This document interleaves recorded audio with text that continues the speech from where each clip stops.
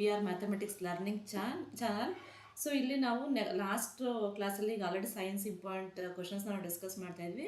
So ಇದು ಒಂದು continuation part ಆಗಿರುತ್ತೆ. ಸೇಮ್ ಏನು ಇಂಪಾರ್ಟೆಂಟ್ ಕ್ವಶನ್ಸ್ ನಿಮ್ಮ ಒಂದು TET ಎಕ್ಸಾಮಲ್ಲಿ ಕೇಳ್ಬೋದು ನನಗೆ ಮತ್ತೊಂದಷ್ಟು ಕ್ವಶನ್ಸ್ನ ಇಲ್ಲಿ ನಾನು ಡಿಸ್ಕಸ್ ಮಾಡ್ತಾ ಹೋಗ್ತೀನಿ. ಸೊ ಡಿಸ್ಕಸ್ ಮಾಡೋದಕ್ಕೂ ಮುಂಚೆನೇ ಇನ್ನೂ ಯಾರ್ಯಾರು ನಮ್ಮ ಚಾನಲ್ ಸಬ್ಸ್ಕ್ರೈಬ್ ಆಗಿಲ್ಲ ದಯವಿಟ್ಟು ಸಬ್ಸ್ಕ್ರೈಬ್ ಆಗಿ ಆದಷ್ಟು ನಮ್ಮ ಚಾನಲ್ ಸಪೋರ್ಟ್ ಮಾಡಿ ಅಂತ ಹೇಳ್ತಾ ಸೊ ಕ್ಲಾಸ್ನ ಶುರು ಮಾಡೋಣ. ಫಸ್ಟ್ ಕ್ವಶನ್ ಬಂದು ಹೀಗಿದೆ. Which of the following material is used to make the core of an electromagnet? So ಕೊಟ್ಟಿರುವಂಥ ಮೆಟೀರಿಯಲ್ಸಲ್ಲಿ ಯಾವ ಒಂದು ಮೆಟೀರಿಯಲ್ ನಾವು ಯೂಸ್ ಮಾಡ್ತೀವಿ to make the core of an electromagnetic ಕೋರ್ನ ಪ್ರಿಪೇರ್ ಮಾಡೋದಕ್ಕೆ ಯಾವ ಒಂದು ಮೆಟೀರಿಯಲ್ನ ಯೂಸ್ ಮಾಡ್ತೀವಿ ಅಂತ ಕೇಳಿದ್ದಾರೆ. ಸೊ ಇಲ್ಲಿ ಆಪ್ಷನ್ಸ್ನ ನೋಡೋದಾದರೆ first option is copper and steel, then soft iron and brass ಅಂತ ಕೊಟ್ಟಿದ್ದಾರೆ. ಸೊ ಆನ್ಸರ್ ಈಸ್ ಸಾಫ್ಟ್ ಐರನ್ನ ನಾವು ಯೂಸ್ ಮಾಡ್ತೀವಿ ಯಾವುದಕ್ಕೆ ಅಂತ ಅಂದರೆ to prepare the core of the electromagnet. ಏನಕ್ಕಪ್ಪ ಅಂತಂದರೆ ಈ ಸಾಫ್ಟ್ ಐರನ್ ಬಂದು ಇದನ್ನು ಈಸಿಯಾಗಿ ನಾವು ಮ್ಯಾಗ್ನೆಟೈಸ್ ಮಾಡ್ಬೋದು. It can be easily magnetised. ಮತ್ತು ಇದು ಏನಾಗುತ್ತೆ ಅಂತಂದರೆ ಕರೆಂಟ್ ಯಾವಾಗ ಫ್ಲೋ ಆಗುತ್ತೋ ಆವಾಗ ಇದು ಸಾಫ್ಟ್ ಐರನ್ ಏನಾಗುತ್ತೆ ಬಿಕಮ್ ಸ್ಟ್ರಾಂಗ್ ಮ್ಯಾಗ್ನೆಟ್ ಆಗಿ ಕನ್ವರ್ಟ್ ಆಗುತ್ತೆ. ಆ್ಯಂಡ್ ಇದೇನಾಗುತ್ತೆ ಕ್ವಿಕ್ಕಾಗಿ ಏನು ಮ್ಯಾಗ್ನೆಟಿಸಮ್ನ ಕಳ್ಕೊಳ್ಳುತ್ತೆ. ಯಾವಾಗ ಅಂತಂದರೆ when the current is switch off, ಕರೆಂಟ್ನ ಸ್ವಿಚ್ ಆಫ್ ಮಾಡಿದ್ರೆ ಸೊ ಮ್ಯಾಗ್ನೆಟೈಸೇಷನನ್ನು ಕಳ್ಕೊಳ್ಳುತ್ತೆ. ಜೊತೆಗೆ ಕರೆಂಟ್ ಪಾಸ್ ಆದಾಗ ಈಸಿಯಾಗಿ ಸ್ಟ್ರಾಂಗ್ ಮ್ಯಾಗ್ನೆಟ್ ಆಗಿ ವರ್ಕ್ ಮಾಡುತ್ತೆ. ಜೊತೆಗೆ ಇದನ್ನು ನಾವು ಎಸೆನ್ಷಿಯಲ್ ಫಾರ್ ಟೆಂಪ್ರರಿ ಎಲೆಕ್ಟ್ರೋಮ್ಯಾಗ್ನೆಟಿಕ್ಸ್ಗೆ ನಾವು ಇದನ್ನ ಯೂಸ್ ಮಾಡ್ತೀವಿ. ಓಕೆ, ಸೊ ಸಾಫ್ಟ್ ಐರನ್ನ ನಾವು ಯೂಸ್ ಮಾಡ್ತೀವಿ ಎಲ್ಲಿ to make the core of an electromagnet because it can be easily magnetise. That is the reason. So next one, sound travels fastest in which medium ಅಂತ ಕೇಳಿದ್ದಾರೆ. Among the following ಅವ್ರು ಏನು ಕೊಟ್ಟಿದ್ದಾರೆ ಆಪ್ಷನ್ಸಲ್ಲಿ ಯಾವ ಒಂದು ಮೀಡಿಯಮಲ್ಲಿ ಸೌಂಡು ಫಾಸ್ಟಾಗಿ ಟ್ರಾವೆಲ್ ಮಾಡುತ್ತೆ ಅಂತ ಕೇಳಿದ್ದಾರೆ. ಸೊ ಇಲ್ಲಿ ಆಪ್ಷನ್ಸ್ನ ನೋಡೋದಾದರೆ option A vacuum, option B air ಅಥವಾ ಗ್ಯಾಸ್ ಅಂತ ಕೊಟ್ಟಿದ್ದಾರೆ, option C water or liquid, option D steel or solid ಅಂತ ಕೊಟ್ಟಿದ್ದಾರೆ. ಸೊ ಇಲ್ಲಿ ಸೌಂಡ್ ಯಾವ ಒಂದು ಮೀಡಿಯಮಲ್ಲಿ ಫಾಸ್ಟಾಗಿ ಟ್ರಾವೆಲ್ ಮಾಡುತ್ತೆ ಅಂತಂದರೆ ಸೊ ಸಾಲಿಡ್ ಮೀಡಿಯಮಲ್ಲಿ ಅದು ಫಾಸ್ಟಾಗಿ ಟ್ರಾವೆಲ್ ಮಾಡುತ್ತೆ. ಇಲ್ಲಿ ಸಾಲಿಡ್ ಮೀಡಿಯಮ್ಗೆ ಎಕ್ಸಾಂಪಲ್ ಬಂದು ಸ್ಟೀಲ್ ಅಂತ ತಗೊಂಡಿದ್ದಾರೆ. ಏನಕ್ಕಪ್ಪ ಅಂತಂದರೆ ಈ ಸಾಲಿಡ್ ಮೀಡಿಯಮಲ್ಲಿ ಏನಾಗುತ್ತೆ ಇಲ್ಲಿ ಪಾರ್ಟಿಕಲ್ಸ್ ತುಂಬ ಕ್ಲೋಸ್ ಆಗುತ್ತೆ, ತುಂಬ ಹತ್ರದಲ್ಲಿ ಅರೇಂಜ್ ಆಗಿರುತ್ತೆ. ಸೊ ಈಸಿಯಾಗಿ ಇದು it can transmit the vibrations of the sound. So ಈಸಿಯಾಗಿ ಇದನ್ನು ಟ್ರಾನ್ಸ್ಮಿಟ್ ಮಾಡ್ಬೋದು, ಒಂದು ಪ್ಲೇಸಿಂದ ಇನ್ನೊಂದು ಪ್ಲೇಸ್ಗೆ ಈಸಿಯಾಗಿ ಟ್ರಾನ್ಸ್ಮಿಟ್ ಆಗ್ತಾ ಹೋಗುತ್ತೆ. ಸೊ ಜನರಲಿ ಈ ಸೌಂಡ್ ಎಲ್ಲಿ ಜಾಸ್ತಿ ಫಾಸ್ಟಾಗಿ ಟ್ರಾವೆಲ್ ಆಗುತ್ತೆ ಅಂದರೆ ಸಾಲಿಡ್ಸಲ್ಲಿ ಫಸ್ಟ್ ನಾವು ಈ ಥರ ಮೀಡಿಯಮ್ ಕೊಟ್ಟಾಗ ಫಸ್ಟು ಅದು ಟ್ರಾವೆಲ್ ಆಗೋದು ಸಾಲಿಡ್ಸಲ್ಲಿ, ದೆನ್ ಲಿಕ್ವಿಡ್ಸ್ ಬರುತ್ತೆ, ದೆನ್ ಏರ್ ಬರುತ್ತೆ. But it does not travel in ವಾಕ್ಯೂಮಲ್ಲಿ ಸೌಂಡ್ ಟ್ರಾವೆಲ್ ಮಾಡಲ್ಲ. So it cannot travel through a vacuum at all. Okay, so first ಬಂದು ಸಾಲಿಡ್ಸಲ್ಲಿ, ದೆನ್ ಲಿಕ್ವಿಡ್ಸ್, ದೆನ್ ಏರ್. ಬರೀ ಲಿಕ್ವಿಡ್ ಏರ್ ಕೊಟ್ಟಾಗ ಲಿಕ್ವಿಡಲ್ಲಿ ಅಂತ ನೀವು ಹೇಳ್ಬೋದು, ಬಟ್ ಸಾಲಿಡ್ ಕೊಟ್ಟಾಗ we should choose first solid, then go for liquid, then go for air. So ಯಾವ ಮೀಡಿಯಮಲ್ಲಿ ಜಾಸ್ತಿ ಫಾಸ್ಟ್ ಆಗಿರುತ್ತೆ ಅಂದರೆ solids medium because the particles are closely arranged, so it can transmit the vibrations of the particles more efficiently than the other mediums. Okay, so next one, the minimum distance required between the source of sound and the reflecting surface to hear the distinct echo is approximately ಅಂತಂದರೆ ಈ question meaning ಏನಂತಂದರೆ so ಒಂದು echo sound ಕೇಳಿಸ್ತಲ್ವಾ, so echo sound ಕೇಳಿಸ್ದಾಗ ಈಗ ಎಲ್ಲೋ ಒಂದು ಕಡೆ ಏನೋ ಒಂದು ಸೌಂಡ್ ಮಾಡ್ತಿರ್ತಾರೆ, ಅದು ಎಕೋ ರಿಫ್ಲೆಕ್ಟ್ ಆಗಬೇಕು ಅಂತಂದರೆ ಸೊ ಅಲ್ಲಿಂದ ಸೋರ್ಸ್ ಆಫ್ ಸೌಂಡಿಂದ ಎಲ್ಲಿ ಸೌಂಡು ಪ್ರೊಡ್ಯೂಸ್ ಮಾಡ್ತಿರ್ತಾರೋ ಅಲ್ಲಿಂದ ನಮಗೆ ಕೇಳಿಸುತ್ತೆ. ನಾವು ಲಿಸನರ್ ಏನಿರ್ತೀವೋ ನಮಗೆ ಕೇಳಿಸೋದಕ್ಕೆ ಮಿನಿಮಮ್ ಡಿಸ್ಟೆನ್ಸ್ ಎಷ್ಟಿರಬೇಕು, ಎಕೋ ಸೌಂಡ್ ಬರಲಿಕ್ಕೆ ಮಿನಿಮಮ್ ಡಿಸ್ಟೆನ್ಸು ಪರ್ಸನ್ನು ಮತ್ತು ಸೋರ್ಸ್ ಆಫ್ ಸೌಂಡ್ ಎಲ್ಲಿ ಸೌಂಡ್ ಆಗ್ತಿರುತ್ತೋ ಆ್ಯಂಡ್ ದೆನ್ ಲಿಸನರ್ ಟು ಎಷ್ಟು ಡಿಸ್ಟೆನ್ಸ್ ಇರಬೇಕು ಅನ್ನೋದನ್ನು ಕೇಳಿದ್ದಾರೆ ಇಲ್ಲಿ. ಸೊ ಇದಕ್ಕೆ ಫಾರ್ಮುಲಾ ಬಂದು ಸೊ ಮಿನಿಮಮ್ ಡಿಸ್ಟೆನ್ಸ್ನ ಫೈಂಡ್ ಔಟ್ ಮಾಡಲಿಕ್ಕೆ ಫಾರ್ಮುಲಾ ಬಂದು ಇದಾಗಿರುತ್ತೆ. So D is equals to speed of sound in air, this is speed of sound in air into time ಅಂತಂದರೆ ಯಾವುದಂದ್ರೆ ಎಕೋ ಫಾರ್ಮ್ ಆಗೋದಕ್ಕೆ ಎಷ್ಟು ಟೈಮ್ ಮಿನಿಮಮ್ ಟೈಮ್ ಬೇಕು ಅನ್ನೋದು. ಓಕೆ, ಡಿವೈಡ್ ಬೈ 2 ಆಗುತ್ತೆ. Speed of sound in air into time taken to get the echo. Okay, speed of sound into time divide by 2 ಮಾಡಿದಾಗ you'll get the minimum distance between the source of sound and the listener. So for this speed of sound in air ಅದು standard value ಅದು ನಿಮಗೆ ಗೊತ್ತಿರಬೇಕಾಗುತ್ತೆ. That is 343 and then time ಎಷ್ಟಿರ್ಬೇಕು ಗೊತ್ತಾ, minimum at least ಇದಕ್ಕೆ ನಿಮಗೆ reflect ಆಗಿ eco ಕೇಳಿಸೋದಕ್ಕೆ at least 0.1 second ಬರಬೇಕು. ಏನು ಸೌಂಡ್ ಪ್ರೊಡ್ಯೂಸ್ ಮಾಡ್ತಿರೋ ವಿತಿನ್ 0.1 ಸೆಕೆಂಡಲ್ಲಿ ನಮಗೆ ಎಕೋ ಪ್ರೊಡ್ಯೂಸ್ ಆಗುತ್ತೆ, ಎಕೋ ಕೇಳಿಸುತ್ತೆ. ಸೊ ಇದು time taken for the echo sound. Divide by 2, ಇಷ್ಟನ್ನ ಮಲ್ಟಿಪ್ಲೈ ಮಾಡಿ ಡಿವೈಡ್ ಬೈ 2 ಮಾಡಿ, will get the answer for minimum distance. So D is equals to 343 into 0.1. So ಎರಡನ್ನು ಮಲ್ಟಿಪ್ಲೈ ಮಾಡಿದಾಗ will get 343 into 0.1, will get 343, then this is 0 ಆಗುತ್ತಲ್ವಾ. So ಇಲ್ಲಿ 34.3 ಆಗುತ್ತೆ. So 34.3 divide by 2 ಮಾಡಿ, divide by 2 ಮಾಡಿದ್ರೆ ಇಲ್ಲಿ get approximately 2 ones are 2, 2 sevens are 14, and 2 ones are 2, then remainder is here 1 ಉಳ್ಕೊಳುತ್ತೆ. So 2 5s are 10, 17.15 ಬರ್ತಾ ಇದೆ. ಸೊ ಎಷ್ಟು ಬರ್ತಾ ಇದೆ ಮಿನಿಮಮ್ ಡಿಸ್ಟೆನ್ಸ್? 17.15 ಮೀಟರ್ಸಲ್ಲಿ ತೊಗೊತೀವಿ, ಯಾಕೆಂದರೆ ಸ್ಪೀಡ್ ಆಫ್ ಸೌಂಡ್ನ 343 ಮೀಟರ್ ಪರ್ ಸೆಕೆಂಡ್ ಅದನ್ನು ನಾವು ತೊಗೊಳ್ಳೋದು. ಓಕೆ, ಸೊ ಡಿಸ್ಟೆನ್ಸ್ ಎಷ್ಟಿರುತ್ತೆ? Minimum distance between the source of sound and listener ಎಷ್ಟು ಬರುತ್ತೆ? ಇಲ್ಲಿ 17.15 ಮೀಟರ್ ಇದೆ. ಸೊ ಇಲ್ಲಿ ಆಪ್ಷನಲ್ಲಿ 17.15 ಅಂದರೆ it is almost equal to 17.2 metre. So option C is the right answer. Okay, so you should remember the formula, that's it, and you should know the speed of sound, that is a standard value, and the time, the echo ಕೇಳಿಸ್ಬೇಕು ಅಂದರೆ minimum time should be 0.1 second ಆಗಿರುತ್ತೆ. 0.1 ಸೆಕೆಂಡಲ್ಲಿ you get the echo sound. So next, the frequency of AC. The frequency of AC means alternating current, not air conditioner. Here AC means alternating current. Supply ಇನ್ ಇಂಡಿಯಾದಲ್ಲಿ supply ಆಗುವಂಥ alternating ಕರೆಂಟ್ನ frequency ಎಷ್ಟಿರಬೇಕು ಅಂತ ಕೇಳಿದ್ದಾರೆ. So ಇಲ್ಲಿ ಆಪ್ಷನ್ಸ್ನ ನೋಡೋದಾದರೆ option A 100 Hz, option B 220 Hz, and option C 50 Hz, and option D 60 Hz ಅಂತ ಕೊಟ್ಟಿದ್ದಾರೆ. ಸೊ ಇಂಡಿಯಾದಲ್ಲಿ ಸ್ಟ್ಯಾಂಡರ್ಡ್ ಫ್ರೀಕ್ವೆನ್ಸಿ ಆಫ್ AC ಎಷ್ಟಿರುತ್ತೆ ಆಲ್ಟರ್ನೇಟಿಂಗ್ ಕರೆಂಟು ಅಂತಂದರೆ 50 Hz ಇರುತ್ತೆ, ಅಂದರೆ 50 ಸೈಕಲ್ಸ್ ಪರ್ ಸೆಕೆಂಡ್ ಆಗಿರುತ್ತೆ frequency. So it is used in both residential as well as commercial ಆಗಿ ನಾವು ಯೂಸ್ ಮಾಡೋವಂಥದ್ದನ್ನ ಏನು ಯೂಸ್ ಮಾಡ್ತೀವೋ ಕರೆಂಟು ಅದು 50 Hz ಆಗಿರುತ್ತೆ, ಯಾವುದು ಆಲ್ಟರ್ನೇಟಿಂಗ್ ಕರೆಂಟ್. ಓಕೆ, ಸೊ ಇದು ಇಂಡಿಯಾದಲ್ಲಿ ಸಪ್ಲೈ ಆಗುವಂಥ AC ಕರೆಂಟ್ನ ಒಂದು ಫ್ರೀಕ್ವೆನ್ಸಿ ಎಷ್ಟು ಅಂತ ಅಂದರೆ 50 Hz ಅಂತ ನೀವು ಹೇಳಬೇಕು. Okay, so next one, which of these devices correctly converts electrical energy into mechanical energy? So ಇಲ್ಲಿ ಏನು ಆಪ್ಷನ್ಸ್ ಕೊಟ್ಟಿದ್ದಾರೆ, ಆ ಆಪ್ಷನ್ಸಲ್ಲಿ ಯಾವ ಒಂದು device, which of the these devices converts electrical ಎನರ್ಜಿನ ಮೆಕ್ಯಾನಿಕಲ್ ಎನರ್ಜಿಗೆ ಕನ್ವರ್ಟ್ ಮಾಡುವಂಥ ಡಿವೈಸ್ ಯಾವುದು ಅಂತ ನೀವು ಹೇಳಬೇಕು, ಅಥವಾ ಎಕ್ಸಾಂಪಲ್ ಯಾವುದು ಅಂತ ನೀವು ಹೇಳಬೇಕಿಲ್ಲಿ. ಸೊ ಫಸ್ಟು ಮೆಕ್ಯಾನಿಕಲ್ ಎನರ್ಜಿ ಅಂದರೆ either it is potential energy or it is kinetic energy ಆಗಿರಬೇಕು. Mechanical energy it has having 2 types, ಒಂದು ಪೊಟೆನ್ಷಿಯಲ್ ಎನರ್ಜಿ ಆಗಿರುತ್ತೆ, ಇನ್ನೊಂದು ಕೈನೆಟಿಕ್ ಎನರ್ಜಿ ಆಗಿರುತ್ತೆ. ಸೊ ಪೊಟೆನ್ಷಿಯಲ್ ಎನರ್ಜಿ ಅಂದರೆ the energy possessed by the object due to its rest position ಆಗುತ್ತೆ. So kinetic energy ಅಂದರೆ due to its motion ಅಥವಾ moving position ಅಂತ ಹೇಳ್ತೀವಿ. ಸೊ ಇಲ್ಲಿ ಯಾವ ಒಂದು ಡಿವೈಸ್ ಅಥವಾ ಯಾವ ಒಂದು ಎಕ್ಸಾಂಪಲ್ ಎಲೆಕ್ಟ್ರಿಕಲ್ ಎನರ್ಜಿನ ಮೆಕ್ಯಾನಿಕಲ್ ಎನರ್ಜಿಗೆ ಕನ್ವರ್ಟ್ ಮಾಡ್ತಾ ಇದೆ ಅನ್ನೋದು ಕ್ವಶನ್ ಆಗಿರುತ್ತೆ. ಸೊ ಆಪ್ಷನ್ಸ್ನ ನೋಡೋದಾದರೆ ಫಸ್ಟ್ ಆಪ್ಷನ್ ಬಂದು A battery charging A phone, and option B A light bulb glowing, option C on electric fan rotating, option D solar panel generating power. So ಇಲ್ಲಿ ಆಪ್ಷನ್ಸಿಂದ ನಾನು correct ಅಂತ ಹೇಳ್ತೀನಿ, ಏನಕ್ಕೆ ಅಂತ ಅಂದರೆ ಎಲೆಕ್ಟ್ರಿಕಲ್ ಫ್ಯಾನ್ ರೊಟೇಟಿಂಗ್ ನಾವು electrical ಎನರ್ಜಿನ ಮೆಕ್ಯಾನಿಕಲ್ ಎನರ್ಜಿಯಾಗಿ ಕನ್ವರ್ಟ್ ಮಾಡ್ತಾ ಇದೆ, ಅಥವಾ ಕೈನೆಟಿಕ್ ಎನರ್ಜಿಯಾಗಿ ಕನ್ವರ್ಟ್ ಮಾಡ್ತಾ ಇದೆ ಅಂತ ಹೇಳ್ಬೋದು. ಇಲ್ಲಿ ಏನು ಎಲೆಕ್ಟ್ರಿಕ್ ಫ್ಯಾನಲ್ಲಿ ಎಲೆಕ್ಟ್ರಿಕ್ ಮೋಟಾರ್ನ ಯೂಸ್ ಮಾಡ್ತಾರಲ್ವಾ, ಸೊ ಆ ಒಂದು ಎಲೆಕ್ಟ್ರಿಕ್ ಮೋಟಾರ್ ಬಂದು ಎಲೆಕ್ಟ್ರಿಕಲ್ ಎನರ್ಜಿನ ನಮಗೆ ಪವರ್ ಸೋರ್ಸಿಂದ ತಗೊಳುತ್ತೆ. ಎಲೆಕ್ಟ್ರಿಕಲ್ ಎನರ್ಜಿನ ಪವರ್ ಸೋರ್ಸ್, ಎಲೆಕ್ಟ್ರಿಕಲ್ ಮೋಟಾರ್ ಏನು ಇನ್ಸರ್ಟ್ ಮಾಡ್ತಾರೆ ಫ್ಯಾನಲ್ಲಿ, ಸೊ ಅದು it takes the electrical energy from the power source and then it is converted into mechanical energy, kinetic energy moving ಬರುತ್ತೆ, ಫ್ಯಾನ್ ಸುತ್ತ ತಿರುಗುತ್ತಲ್ಲ, ಸೊ ಅದು ಇಟ್ ಗೇನ್ಸ್ ಕೈನೆಟಿಕ್ ಎನರ್ಜಿಯಾಗಿ convert ಆಗುತ್ತೆ. So electrical energy is converting to mechanical energy is an electric fan rotating. So others ಏನಾಗುತ್ತೆ, ಬೇರೆ energies ಆಗಿ convert ಆಗ್ತಾ ಹೋಗುತ್ತೆ. ಸೊ ಬ್ಯಾಟ್ರಿ ಚಾರ್ಜಿಂಗ್ಗೆ ಫೋನ್ ಅಂತಂದರೆ ಇಲ್ಲಿ ಎಲೆಕ್ಟ್ರಿಕಲ್ ಎನರ್ಜಿ ಹೀಟು, ಮತ್ತು ಇದು ಲೈಟ್ ಎನರ್ಜಿಯಾಗಿ ಕನ್ವರ್ಟ್ ಮಾಡುತ್ತೆ ಎಲೆಕ್ಟ್ರಿಕಲ್ನ. ಸೊ ಸೋಲಾರ್ ಪ್ಯಾನಲ್ನ ಸೋಲಾರ್ ಎನರ್ಜಿ ಇಂಟು ಎಲೆಕ್ಟ್ರಿಕಲ್ ಎನರ್ಜಿಯಾಗಿ ಕನ್ವರ್ಟ್ ಆಗ್ತಾಯಿದೆ. ಬಟ್ ಇಲ್ಲಿ ಎಲೆಕ್ಟ್ರಿಕಲ್ ಟು ಮೆಕ್ಯಾನಿಕಲ್ ಅಂತ ಕೇಳಿರೋದ್ರಿಂದ option C is the right answer. Next one, the expansion of solid when heated is primarily due to. So ಒಂದು solid ಸಬ್ಸ್ಟೆನ್ಸ್ನ heat ಮಾಡಿದಾಗ expand ಆಗುತ್ತೆ, ಏನಕ್ಕೆ, ವಾಟ್ ಇಸ್ ದ ರೀಸನ್ ಅಂತ ಕೇಳಿದ್ದಾರೆ. ಸೊ ಇಲ್ಲಿ ಆಪ್ಷನ್ಸ್ನ ನೋಡೋದಾದರೆ ಫಸ್ಟ್ ಆಪ್ಷನ್ ಬಂದು chemical changes within the material.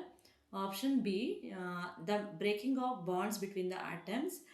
Option C increased kinetic energy and amplitude of vibration of atoms R molecules.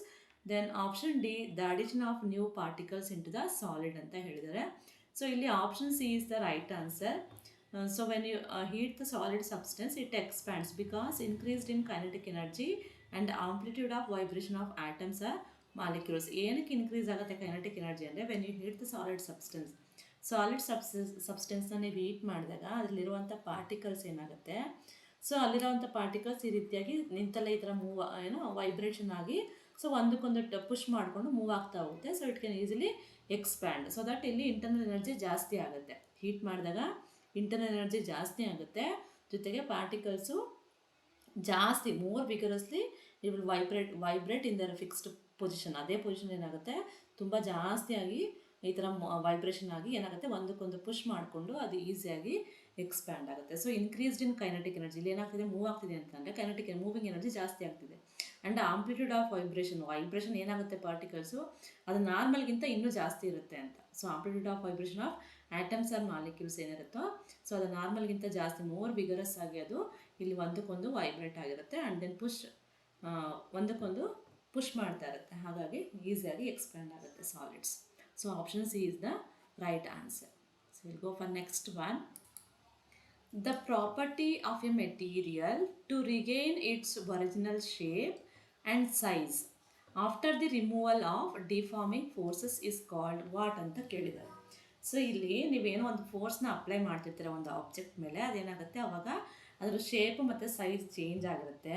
So change ಆಗಿರುವಂಥ ಸೈಜು ಶೇಪು ಮತ್ತೆ ನೀವು ಆ ಫೋರ್ಸ್ ಅಪ್ಲೈ ಏನು ಮಾಡ್ತಿರ್ತೀರ ಅದನ್ನು ಬಿಟ್ಟಾಗ ಏನಾಗುತ್ತೆ ಮತ್ತೆ ಅದು ಯಾವ ರೀತಿ ಇರುತ್ತೋ ಅದೇ ಒರಿಜಿನಲ್ ಶೇಪ್ಗೆ ಮತ್ತೆ ವಾಪಸ್ ಬರುತ್ತೆ, ಒರಿಜಿನಲ್ ಶೇಪ್ ಆ್ಯಂಡ್ ಸೈಜ್ಗೆ ವಾಪಸ್ ಬರುತ್ತೆ. ಇದನ್ನು ಏನಂತ ನಾವು ಕರಿತೀವಿ ಅಂತ ಕ್ವಶನ್ ಇಲ್ಲಿ.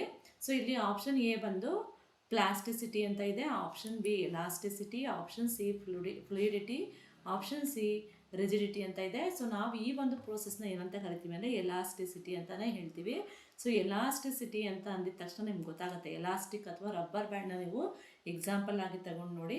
ಸೊ ಆ ಒಂದು ರಬ್ಬರ್ ಬ್ಯಾಂಡ್ ಈ ರೀತಿ ಇರುತ್ತೆ, ನೀವು ಎಳ್ದಾಗ ಏನಾಗುತ್ತೆ ಎಕ್ಸ್ಪ್ಯಾಂಡ್ ಆಗುತ್ತೆ, ಅಂದರೆ ಸೈಜು ಜಾಸ್ತಿ ಆಗುತ್ತೆ ಅಲ್ವಾ, ಉದ್ದ ಆಗುತ್ತೆ, ಶೇಪು ಕೂಡ ಚೇಂಜ್ ಆಗ್ಬೋದು. ನೀವು ಹೆಂಗೆ ಬೇಕು ಹಂಗೆ ರಬ್ಬರ್ ಬ್ಯಾಂಡ್ ಹಿಂಗೆ ಬೇಕಾದ್ರೆ ಮಾಡ್ಬೋದು, ಹಿಂಗೆ ಬೇಕಾದ್ರೆ ಮಾಡ್ಬೋದು, ಹೆಂಗೆ ಬೇಕು ಹಂಗೆ ಮಾಡ್ಬೋದು.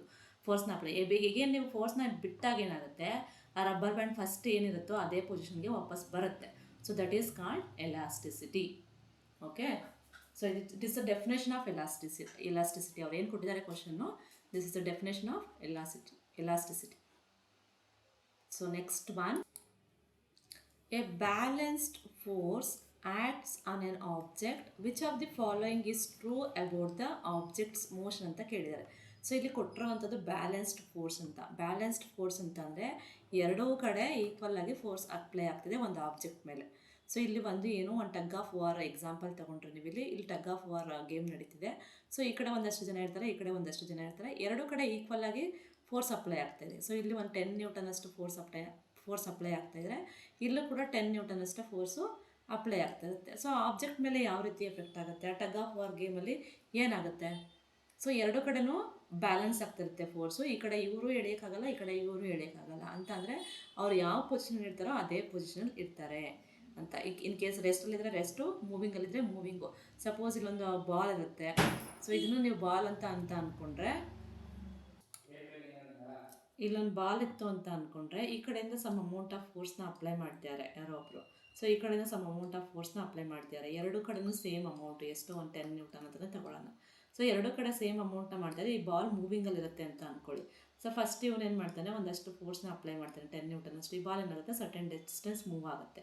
ಸೊ ಎಗೇನ್ ಅವರು ಈ ಕಡೆಯಿಂದ ಒಬ್ಬರು ಆ ಬಾಲ್ಗೆ ಪುಷ್ ಮಾಡ್ತಾರೆ, ಫೋರ್ಸ್ನ ಅಪ್ಲೈ ಮಾಡ್ತಾರೆ. ಸೊ ಈಗೇನು ಏನು ಮಾಡುತ್ತೆ, ಇಲ್ಲೆಷ್ಟು ಡಿಸ್ಟೆನ್ಸ್ನ, ಇಲ್ಲೆಷ್ಟು ಅಮೌಂಟ್ ಆಫ್ ಫೋರ್ಸ್ನ ಅಪ್ಲೈ ಮಾಡಿರ್ತಾರೆ, ಇಲ್ಲೂ ಅಷ್ಟೇ ಅಮೌಂಟ್ ಆಫ್ ಫೋರ್ಸ್ನ ಅಪ್ಲೈ ಮಾಡ್ತಿರ್ತಾರೆ. ಸೊ ಅದೇ ಡಿಸ್ಟೆನ್ಸ್ನ ವಾಪಸ್ ಇಲ್ಲಿ ಕವರ್ ಮಾಡುತ್ತೆ, ಸೇಮ್ ಡಿಸ್ಟೆನ್ಸ್ನ ಕವರ್ ಮಾಡುತ್ತೆ. ಅಂತಂದರೆ ಎರಡೂ ಕಡೆ ಫೋರ್ಸಸ್ಸು ಬ್ಯಾಲೆನ್ಸ್ ಆಗ್ತಿದ್ರೆ ಆಬ್ಜೆಕ್ಟು ಯಾವ ಪೊಸಿಷನ್ ಇರುತ್ತೆ, ರೆಸ್ಟಲ್ಲಿದ್ದರೆ ರೆಸ್ಟಲ್ಲೇ ಇರುತ್ತೆ, ಮೂವಿಂಗಲ್ಲಿದ್ದರೆ ಮೂವಿಂಗಲ್ಲೇ ಇರುತ್ತೆ. ಸೊ ಇಲ್ಲೂ ಒಬ್ಬ ತಳ್ತಿದ್ದಾನೆ, ಇಲ್ಲೂ ಒಬ್ಬ ತಳ್ತಿದ್ದಾನೆ ಅಂದರೆ ಏನಾಗುತ್ತೆ, ಈ ಕಡೆ ಆ ಕಡೆ ಆ ಕಡೆ ಈ ಕಡೆ ಮೂವ್ ಆಗ್ತಾನೆ ಇರುತ್ತೆ, ಅದು ಎಲ್ಲೂ ಕೂಡ ಸ್ಟಾಪ್ ಆಗಲ್ಲ. ಸೊ ರೆಸ್ಟಲ್ಲಿದ್ದರೆ ರೆಸ್ಟಲ್ಲೇ ಇರುತ್ತೆ, ಇಲ್ಲೊಬ್ಬ ತಳ್ತಿದ್ದಾನೆ ಇಲ್ಲೊಬ್ಬ ತಳ್ತಿದ್ದಾನೆ ಅಂದರೆ ಅಲ್ಲೇ ಇರುತ್ತೆ, ಅದು ಎಲ್ಲೂ ಹೋಗೋದಕ್ಕೆ ಚಾನ್ಸ್ ಆಗಲ್ಲ. ಸೊ ದಟ್ ಇಲ್ಲಿ ಆಪ್ಷನ್ ಎ ಏನು ಕೊಟ್ಟಿದ್ದಾರೆ, ಸೊ ಬ್ಯಾಲೆನ್ಸ್ಡ್ ಫೋರ್ಸು ಒಂದು ಆಬ್ಜೆಕ್ಟ್ ಮೇಲೆ ಆ್ಯಕ್ಟ್ ಆದಾಗ, ಸೊ ಯಾವುದು ಕೊಟ್ಟಿರುವಂಥ ಸ್ಟೇಟ್ಮೆಂಟಲ್ಲಿ ಯಾವುದು ಟ್ರೂ ಆಗುತ್ತೆ ಅಬೌಟ್ ದಿ ಆಬ್ಜೆಕ್ಟ್ಸ್ ಮೋಷನ್ ಅಂತ ಹೇಳ್ತೀವಿ. ಸೊ ಇಲ್ಲಿ ನ್ಯೂಟನ್ಸ್ ಫಸ್ಟ್ ಲಾನು ನೀವು ತೊಗೋಬೋದು. ನ್ಯೂಟನ್ಸ್ ಫಸ್ಟ್ ಲಾನು ಕೂಡ ಏನು ಹೇಳುತ್ತೆ ಅಂತಂದರೆ, ಒಂದು ಬ್ಯಾಲೆನ್ಸ್ಡ್ ಫೋರ್ಸ್ ಆ್ಯಕ್ಟ್ ಆಗ್ತಿದೆ ಒಂದು ಆಬ್ಜೆಕ್ಟ್ ಮೇಲೆ ಅಂತಂದರೆ ಅಲ್ಲಿ ಯಾವುದೇ ರೀತಿ ಚೇಂಜಸ್ ಆಗಲ್ಲ, ಅಂದರೆ ಎಕ್ಸ್ಟರ್ನಲ್ ಫೋರ್ಸು 0 ಆಗುತ್ತೆ ಅಂತ. So according to Newton's first law ನಾವೇನು ಹೇಳ್ತೀವಿ, object remains at rest or moves at a constant velocity unless acted upon by unbalanced force. Unbalanced force act ಆಗೋವರೆಗೂ ಅಲ್ಲಿ ಯಾವುದೇ ರೀತಿ ಚೇಂಜಸ್ ಆಗಲ್ಲ. ರೆಸ್ಟಲ್ಲಿ ಇರುತ್ತೆ, ಮೂವಿಂಗಲ್ಲಿದ್ದರೆ ಮೂವಿಂಗಲ್ಲಿರುತ್ತೆ. ಇನ್ ಕೇಸ್ ಅನ್ಬ್ಯಾಲೆನ್ಸ್ಡ್ ಫೋರ್ಸ್, ಇಲ್ಲಿ ಒಬ್ಬ 10 ನ್ಯೂಟನ್ ಹಾಕಿ ಇಲ್ಲೊಬ್ಬ 20 ಹಾಕಿದ್ರೆ ಏನಾಗುತ್ತದು, ಇಲ್ಲಿಂದ ಸ್ವಲ್ಪ ಮುಂದೆ ಹೊಟ್ಟೋಗ್ಬೋದು ಅಲ್ವಾ. ಸೊ ಇಲ್ಲಿ ಟಗ್ ಆಫ್ ವಾರ್, ನೀವು ಹಗ್ಗ ಜಿಗಾಟ ನಾವು ಈ ಗೇಮ್ನ ನೀವು ತಗೊಂಡಾಗ ಒಂದು ಟೀಮ್ ಅವರು ಜಾಸ್ತಿ ಫೋರ್ಸ್ ಅಪ್ಲೈ ಮಾಡಿದ್ರೆ ಇನ್ನೊಂದು ಟೀಮ್ನ ಸೋಲಿಸ್ಬೋದು ಅಲ್ವಾ, ಅದು ಅನ್ಬ್ಯಾಲೆನ್ಸ್ಡ್ ಆಗುತ್ತೆ. ಬಟ್ ಎರಡೂ ಟೀಮಲ್ಲೂ ಈಕ್ವಲ್ ಅಮೌಂಟ್ ಆಫ್ ಫೋರ್ಸ್ನ ಅಪ್ಲೈ ಮಾಡ್ತಿದ್ರೆ ಎರಡೂ ಟೀಮ್ ಅವರು ಯಾರನ್ನೂ ಸೋಲ್ಸೋಕ್ಕಾಗಲ್ಲ, ಅಲ್ಲಿ ಫೋರ್ಸಸ್ ಆರ್ ಬ್ಯಾಲೆನ್ಸ್ಡ್ ಅಂತ ಹೇಳ್ತೀವಿ. ಸೊ ಬ್ಯಾಲೆನ್ಸ್ಡ್ ಫೋರ್ಸ್ ಆ್ಯಕ್ಟ್ ಆಗ್ತಿದ್ರೆ what is the statement is, which statement is true according to this situation. So ಇಲ್ಲಿ option A, the object speeds up ಅಂತ ಇದೆ, ದ ಆಬ್ಜೆಕ್ಟ್ ಸ್ಲೋಸ್ ಡೌನ್ ಅಂತ ಇದೆ. ಸೊ ಎರಡೂ ಕಡೆ ಸೇಮ್ ಅಂತ ಅಂದಾಗ, ಸೊ ಸ್ಪೀಡ್ ಅಪ್ ಆಗಲ್ಲ, ಸ್ಲೋಸ್ ಡೌನ್ ಆಗಲ್ಲ. The object always remains at rest ಅಂತ ಇದೆ. ಸೊ ರೆಸ್ಟಲ್ಲೇ ಇರುತ್ತೆ ಅಂತ ನಾವು ಹೇಳೋಕ್ಕಾಗಲ್ಲ, ಅದು ರೆಸ್ಟಲ್ಲೇ ಇರುತ್ತೆ, ಮೂವಿಂಗಲ್ಲಿದ್ದರೆ ಮೂವಿಂಗಲ್ಲಿರುತ್ತೆ. ಸೊ ದಟ್ ಆಪ್ಷನ್ ಡಿನ ಕರೆಕ್ಟ್ ಆನ್ಸರ್ ಅಂತ ಹೇಳ್ತೀವಿ. ಇಲ್ಲಿ ಏನು ಕೊಟ್ಟಿದ್ದಾರೆ ಅಂದರೆ, the object maintains its rest current state of motion. Current state of motion ಅಂತ ಅಂದರೆ ಅದು ಏನು ಕರೆಂಟ್ ಆ ಸಿಚುವೇಷನಲ್ಲಿ ರೆಸ್ಟಲ್ಲಿದ್ದರೆ ರೆಸ್ಟಲ್ಲಿರುತ್ತೆ, ಅಥವಾ ಮೂವಿಂಗಲ್ಲಿರುತ್ತೆ at a constant velocity. So this is the right one. Option D. Option ಸಿನಲ್ಲಿ ಆಗಲ್ಲ, ಬಟ್ ರೆಸ್ಟಲ್ಲಿರುತ್ತೆ ಅಂತ ಮಾತ್ರ ಕೊಟ್ಟಿದ್ದಾರೆ. ಸೊ ಮೂವಿಂಗ್ ಬಗ್ಗೆ ಯಾವುದೇ ರೀತಿ ಐಡಿಯಾ ಕೊಟ್ಟಿಲ್ಲ, ಮೂವಿಂಗಲ್ಲಿದ್ದರೆ ಮೂವಿಂಗಲ್ಲೇ ಇರುತ್ತೆ ಅದು. So with a constant velocity. So this is the correct option, that is D. So next one, what does a light year measures? So light year ಏನನ್ನ ಮೆಜರ್ ಮಾಡುತ್ತೆ ಅನ್ನೋದನ್ನ ಕೇಳಿದ್ದಾರೆ ಇಲ್ಲಿ. So that option A time, option B brightness of light, option C distance and option D intensity of light ಅಂತ 4 ಆಪ್ಷನ್ಸ್ನ ಕೊಟ್ಟಿದ್ದಾರೆ.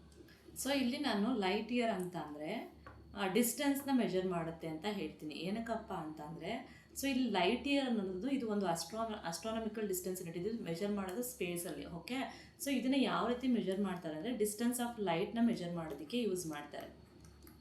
Light ಇಯರ್ನ ಒಂದು SI unit ಆಗಿ 1 light year, 2 light year, 3 light year ಅಂತ ನಾವು ಕನ್ಸಿಡರ್ ಮಾಡ್ತೀವಿ. ಇದನ್ನು ಡಿಸ್ಟೆನ್ಸ್ ಆಫ್ ಲೈಟ್ನ ಮೆಜರ್ ಮಾಡೋದಕ್ಕೆ ಎಲ್ಲಿಂದ ಎಲ್ಲಿಗೆ ಅಂತ ಅಂದರೆ, the light travels in 1 earth year. 1 earth ಇಯರಲ್ಲಿ ಲೈಟು ಎಷ್ಟು ಡಿಸ್ಟೆನ್ಸು ಟ್ರಾವೆಲ್ ಮಾಡಿರುತ್ತೆ ಅನ್ನೋದನ್ನು ಮೆಜರ್ ಮಾಡಲಿಕ್ಕೆ ಯೂಸ್ ಮಾಡುವಂಥ ಯೂನಿಟ್ ಬಂದು ಲೈಟ್ ಇಯರ್ ಅಂತ. ಸೊ ಇದನ್ನು ಡಿಸ್ಟೆನ್ಸ್ ಮೆಜರ್ ಮಾಡಲಿಕ್ಕೆ ಯೂಸ್ ಮಾಡುವಂಥದ್ದು. ಸೊ ನಾನು ಇದನ್ನು ಪೋಸ್ಟಲ್ಲಿ ಅಪ್ಲೋಡ್ ಮಾಡಿದ್ದೆ. ಸೊ ಈ ಕ್ವಶನ್ಗೆ ತುಂಬ ಜನ ಇಂಟೆನ್ಸಿಟಿ ಆಫ್ ಲೈಟ್ ಅಂತ ಕೊಟ್ಟಿದ್ದಾರೆ, ಕೆಲವರು ಟೈಮ್ ಅಂತಲೂ ಕೊಟ್ಟಿದ್ದಾರೆ, ಕೆಲವರು ಬ್ರೈಟ್ನೆಸ್ ಆಫ್ ಲೈಟ್ ಅಂತಲೂ ಕೊಟ್ಟಿದ್ದಾರೆ. ಸೊ ಲೈಟ್ ಇಯರ್ ಅಂದರೆ 1 ಅರ್ತ್ ಇಯರಲ್ಲಿ ಲೈಟು ಎಷ್ಟು ದೂರ ಟ್ರಾವೆಲ್ ಮಾಡುತ್ತೆ ಅನ್ನೋದನ್ನು ಮೆಜರ್ ಮಾಡಲಿಕ್ಕೆ ಯೂಸ್ ಮಾಡುವಂಥದ್ದು. So it is use to measure the distance of light. So distance is the right answer. Okay, so next one,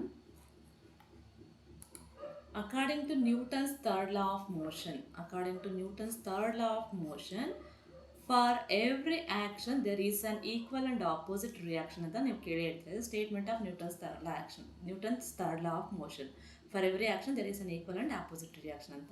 so these action and reaction ಅಂತ ಏನಿದೆ ಈ ಸ್ಟೇಟ್ಮೆಂಟಲ್ಲಿ, so action and reaction forces ಯಾವುದ್ರ ಮೇಲೆ apply ಆಗ್ತಿರುವಂಥದ್ದು ಅದಕ್ಕೆ 4 ರೀತಿಯಾಗಿ ಆಪ್ಷನ್ಸ್ನ ಕೊಟ್ಟಿದ್ದಾರೆ ಇಲ್ಲಿ. ಸೊ ಆಪ್ಷನ್ಸ್ನ ನೋಡೋದಾದರೆ, ಫಸ್ಟ್ ಆಪ್ಷನ್ ಬಂದು act on the same body. Action ಮತ್ತು ರಿಯಾಕ್ಷನ್ ಫೋರ್ಸಸ್ಸು ಸೇಮ್ ಬಾಡಿ ಮೇಲೆ ಆ್ಯಕ್ಟ್ ಆಗುತ್ತಾ. ಸೊ ಸೆಕೆಂಡ್ ಆಪ್ಷನ್ ಬಂದು ಆ್ಯಕ್ಟ್ ಆನ್ 2 ಡಿಫ್ರೆಂಟ್ ಬಾಡೀಸ್. ಇಲ್ಲಿ ಆ್ಯಕ್ಷನ್ ಮತ್ತು ರಿಯಾಕ್ಷನ್ ಎರಡೂ 2 ಡಿಫ್ರೆಂಟ್ ಬಾಡೀಸ್ ಮೇಲೆ ಅಪ್ಲೈ ಆಗ್ತಿರುತ್ತೆ. ಥರ್ಡ್ ಒನ್ನು ಕ್ಯಾನ್ಸಲ್ ಈಚ್ ಇದರ್ ಔಟ್ ಅಂತ ಹೇಳಿದ್ದಾರೆ. ಸೊ 2 ಆ್ಯಕ್ಷನ್ ರಿಯಾಕ್ಷನು ಕ್ಯಾನ್ಸಲ್ ಆಗುತ್ತೆ ಅನ್ನೋ ಥರ ಹೇಳಿದ್ದಾರೆ.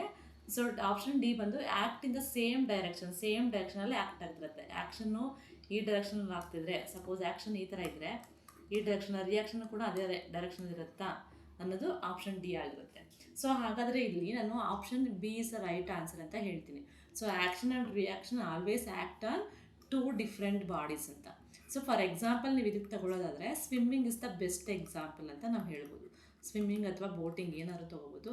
ಸ್ವಿಮ್ಮಿಂಗಲ್ಲಿ ಏನು ಮಾಡ್ತೀವಿ ನಾವು ವಾಟರ್ನ ಈ ಕಡೆ ತಳ್ತಿರ್ತೀವಿ, ಇದು ಆ್ಯಕ್ಷನ್ ಆಗುತ್ತೆ. ನಾವು ಯಾವ ಕಡೆ ಮೂವ್ ಆಗ್ತೀವಿ, ಈ ಕಡೆ ಮೂವ್ ಆಗ್ತೀವಿ. ಇಲ್ಲಿ ವಾಟರ್ ಮೇಲೆ ಆ್ಯಕ್ಷನ್ ಆಗ್ತಿದೆ, ಇದು ಒಂದು ಆಬ್ಜೆಕ್ಟು. ರಿಯಾಕ್ಷನ್ ಯಾವುದ್ರ ಮೇಲೆ ಆಗ್ತಿದೆ, ಸೊ ನಮ್ಮ ಒಂದು ಬಾಡಿ ಮೇಲೆ ಆಗ್ತಿರುತ್ತೆ. ಇದು 2 ಡಿಫ್ರೆಂಟ್ ಬಾಡೀಸ್ ಆಗುತ್ತೆ. Okay, it is not in the same direction. Action ಒಂದು ಕಡೆ ಇದ್ದರೆ ರಿಯಾಕ್ಷನ್ ಒಂದು ಕಡೆ ಇರುತ್ತೆ, ಜೊತೆಗೆ ಆ್ಯಕ್ಟ್ ಅಂದು 2 ಡಿಫ್ರೆಂಟ್ ಬಾಡೀಸ್ ಆಗಿರುತ್ತೆ. ಆ್ಯಕ್ಷನ್ ಬಂದು ವಾಟರ್ನ ಹಿಂದೆ ತಳ್ತಿರ್ತೀವಿ, ರಿಯಾಕ್ಷನ್ ಬಂದು ನಾವು ಮುಂದೆ ಮೂವ್ ಆಗ್ತಿರ್ತೀವಿ. Okay, it is act on 2 different bodies. ಇಲ್ಲಿ ಒಂದು ವಾಟರು, ಇನ್ನೊಂದು ಪರ್ಸನ್ ಆಗುತ್ತೆ. So option B is the right answer. So swimming is the best example or boating is the best example for this. So next one, the power of a lens. The power of a lens is measured in power of the lens. ನಾವೇನೋ ಲೆನ್ಸ್ಗಳನ್ನ use ಮಾಡ್ತೀವಿ, ಸ್ಪೆಕ್ಸ್ಗಳನ್ನ use ಮಾಡ್ತೀವಿ, ಅದರಲ್ಲಿ +2D ಅಂತ ಏನಾದ್ರು mention ಮಾಡಿರ್ಬೋದು, ಅಥವಾ -3D ಈ ಥರ ಮೆನ್ಷನ್ ಮಾಡ್ತಾರೆ. ಡಿ ಅಂತ ಮೆನ್ಷನ್ ಮಾಡ್ತಾರೆ. ವಾಟ್ ಇಸ್ ದಿಸ್ ಡಿ ಅಂದರೆ ಡಯಾಪ್ಟರ್ ಅಂತ. It is the power of the lens. Power of the ಲೆನ್ಸ್ನ ಮೆಜರ್ ಮಾಡಲಿಕ್ಕೆ ಯೂಸ್ ಮಾಡುವಂಥ ಒಂದು ಯೂನಿಟ್ ಆಗಿರುತ್ತೆ. SI ಯೂನಿಟ್ನ ನಾವು ಹೇಳ್ತೀವಿ. ಸೊ ಇದು ಡಯಾಪ್ಟರ್. ಡಿ ಮೀಟರ್ ಆಗಿರಲ್ಲ, ಮೀಟರ್ ಡಿಸ್ಟೆನ್ಸ್ ಬರುತ್ತೆ. ಕ್ಯಾಂಡಲ್ ಅನ್ನೋ ಆಗಿರಲ್ಲ, ಸೊ ವ್ಯಾಟು ಆಗಿರಲ್ಲ. ಸೊ ಡಯಾಪ್ಟರ್ ಇತ್ತ right answer. So power of the lens formula ನಾವೇನು ಬರ್ತೀವಿ ಅಂದರೆ 1/f ಅಂತ ಬರ್ತೀವಿ. F is the focal length ಆಗುತ್ತೆ. ಸೊ ಇದರ ಒಂದು ಯೂನಿಟ್ ಬಂದು ಡಿ ಡಯಾಪ್ಟರ್ ಆಗಿರುತ್ತೆ. Okay, so it is very simple one. So next question, a concave mirror is used in a car's headlight. So car's headlight ಅಲ್ಲಿ concave mirrorsನ use ಮಾಡ್ತಾರೆ. So the reason for this is that ಅಂತ ಕೇಳಿದ್ದಾರೆ. So why they are using this concave mirror in the car's headlight. Car ಹೆಡ್ಲೈಟಲ್ಲಿ ಏನಕ್ಕೆ concave ಮಿರರ್ನ use ಮಾಡ್ತಾರೆ ಅಂತ ಕೇಳಿದ್ದಾರೆ. ಸೊ ರೀಸನ್ಸ್ ಬಂದಿಲ್ಲಿ option A, spreads light over a wide area. So ಎಲ್ಲ ಕಡೆ ಲೈಟ್ನ ಸ್ಪ್ರೆಡ್ ಮಾಡುತ್ತೆ ಅಂತನಾ, ಅಥವಾ forms a virtual image of the filament. Virtual ಇಮೇಜ್ನ ಫಾರ್ಮ್ ಮಾಡುತ್ತೆ ಅಂತನಾ, ಅಥವಾ D produces a strong parallel beam of light, and D diverges the light incident on it. So light ಏನು ಬೀಳುತ್ತೆ ಅದನ್ನು ಡೈವರ್ಸ್ ಮಾಡುತ್ತೆ ಅಂತ. ಸೊ ಇಲ್ಲಿ option C is the right answer, because produces a strong parallel beam of light.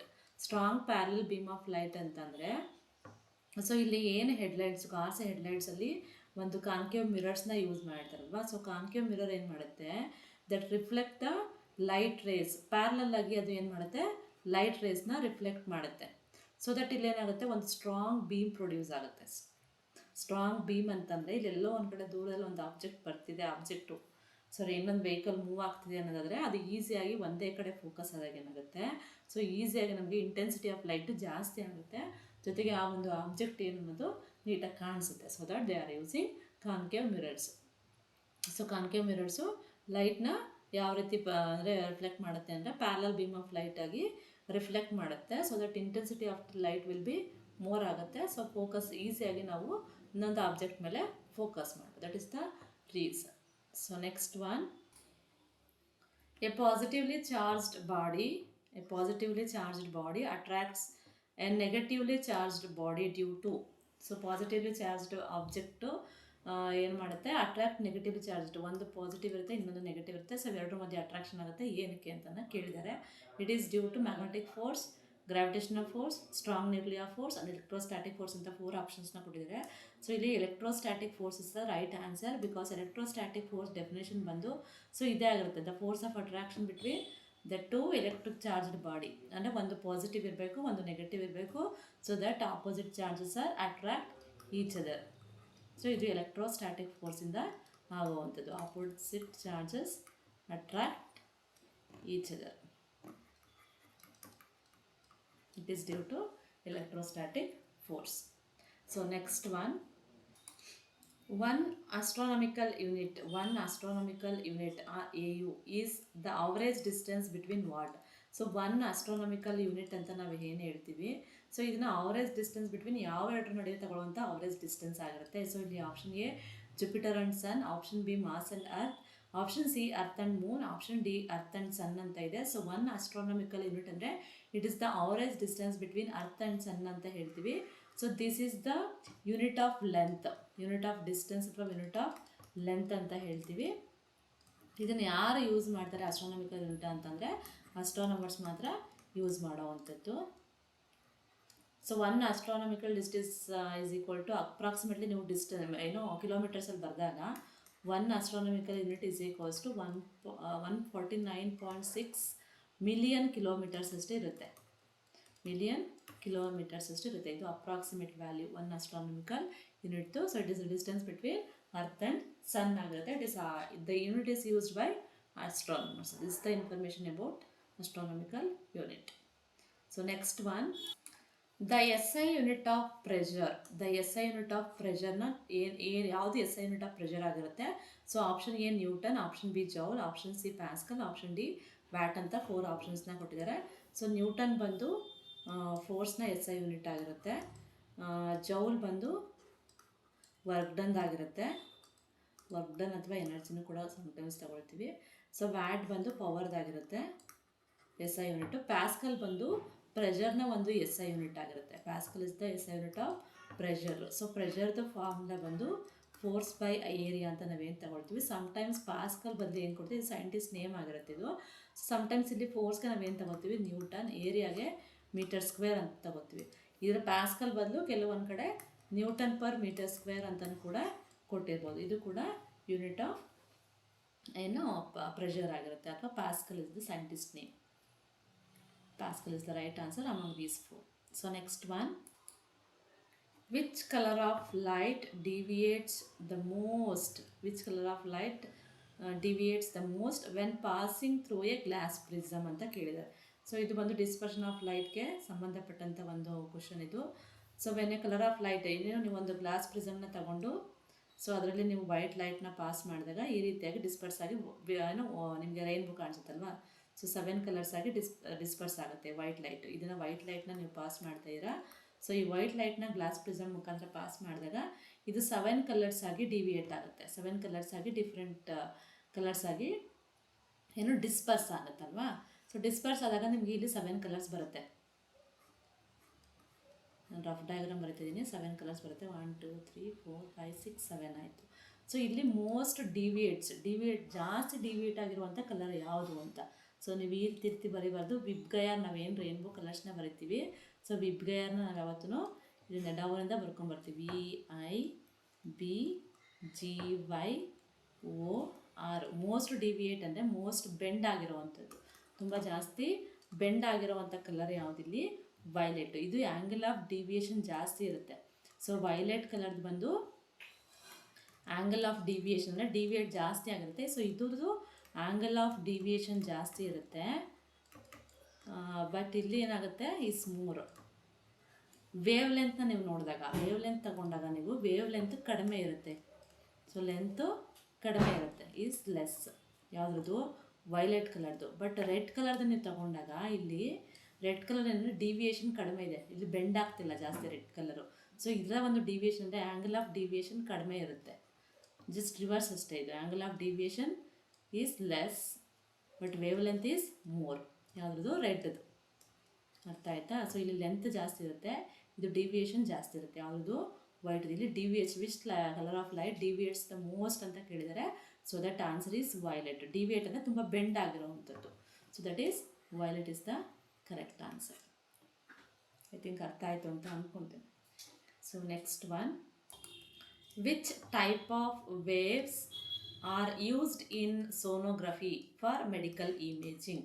So ಯಾವ ಒಂದು type of ವೇವ್ಸ್ನ use ಮಾಡ್ತಾರೆ ಎಲ್ಲಿ, sonographic technically, to find out the medical image. So internal body ಸ್ಟ್ರಕ್ಚರ್ಸ್ನ ಇಮೇಜ್ನ ಫೈಂಡ್ ಔಟ್ ಮಾಡ್ತಾರಲ್ವಾ using this sonography technique. So ಅಲ್ಲಿ ಯಾವ ಒಂದು ವೇವ್ಸ್ನ ಯೂಸ್ ಮಾಡ್ತಾರೆ ಅಂತ ಕೇಳಿದ್ದಾರೆ. ಸೊ ಇಲ್ಲಿ ಆಪ್ಷನ್ ಬಂದು radio waves, option B infrared waves, option C ultrasonic waves, option D seismic waves ಅಂತ ಇದೆ. ಸೊ ಇಲ್ಲಿ option C is the right answer. Ultrasonic waves ಏನಕ್ಕೆ ತಗೋತೀವಿ ಅಂತ ಅಂದರೆ, ಅಲ್ಟ್ರಾಸೋನಿಕ್ ವೇವ್ಸ್ ಬಂದು ನಮ್ಮದು ನಾರ್ಮಲ್ಲಾಗಿ ಹ್ಯೂಮನ್ದು ಹಿಯರಿಂಗ್ ರೇಂಜ್ ಏನಿರುತ್ತೋ, ಸೌಂಡ್ ನಾವೇನು ಕೇಳಿಸ್ಕೋತೀವೋ ಅದರದ್ದು ಮಿನಿಮಮ್ ರೇಂಜ್ ಇರುತ್ತಲ್ವಾ. ಸೊ ಅದಕ್ಕಿಂತ ಜಾಸ್ತಿ ಇರೋವಂಥದ್ದನ್ನ ನಾವು ಇಲ್ಲಿ ಯೂಸ್ ಮಾಡಬೇಕಾಗುತ್ತೆ. ಸೊ ಅದಕ್ಕಿಂತ ಜಾಸ್ತಿ ಇರೋವಂಥದ್ದು ಅಂದರೆ ಅದು ಅಲ್ಟ್ರಾಸೋನಿಕ್ ವೇವ್ಸ್ ಆಗಿರುತ್ತೆ, ಅಲ್ಟ್ರಾ ಸೌಂಡ್ಸ್ ಮಾತ್ರ. ಸೊ ಅಲ್ಟ್ರಾಸೌಂಡ್ಸ್ ಮಾತ್ರ ನಾವು ಯೂಸ್ ಮಾಡೋದಕ್ಕೆ ಸಾಧ್ಯ. ಅಲ್ಟ್ರಾಸೌಂಡ್ಗೆ ಎಕ್ಸಾಂಪಲ್ ಬಂದು ಅಲ್ಟ್ರಾಸೋನಿಕ್ ವೇವ್ಸ್ ಆಗುತ್ತೆ. ಸೊ ಇದರ ಒಂದು ರೇಂಜಿಂಗ್ ಕೆಪಾಸಿಟಿ, ಸೌಂಡ್ ಕೆಪಾಸಿಟಿ ಎಷ್ಟಿರುತ್ತೆ ಗೊತ್ತಾ? ಸೊ ಇದು ನಾರ್ಮಲಾಗಿ ಹ್ಯೂಮನ್ಸು ಎಷ್ಟು ಕೇಳ್ತಿರ್ತಾರೋ ಸೌಂಡು ಅದಕ್ಕಿಂತ ಜಾಸ್ತಿ ಇರುತ್ತೆ. Then only we can create the image of the internal body structures. ಅವಾಗಷ್ಟೇ ನಮಗೆ ಇಂಟರ್ನಲ್ ಬಾಡಿ ಸ್ಟ್ರಕ್ಚರ್ದು ಇಮೇಜು ಸಿಗೋದಕ್ಕೆ ಸಾಧ್ಯ ಆಗುತ್ತೆ. ಹಾಗಾಗಿ ಸೋನೋಗ್ರಫಿನಲ್ಲಿ ಯೂಸ್ ಮಾಡುವಂಥ ವೇವ್ಸ್ ಬಂದು ಅಲ್ಟ್ರಾಸೋನಿಕ್ ವೇವ್ಸ್ ಆಗಿರುತ್ತೆ. Okay, so next one, which principle states that a body immersed in a fluid experiences an upward buoyant force equal to the weight of the fluid it displaces ಅಂತಂದರೆ ಯಾವ ಒಂದು principle ಈ ಒಂದು ಸ್ಟೇಟ್ಮೆಂಟ್ನ ಕೊಡುತ್ತೆ ಅನ್ನೋದು.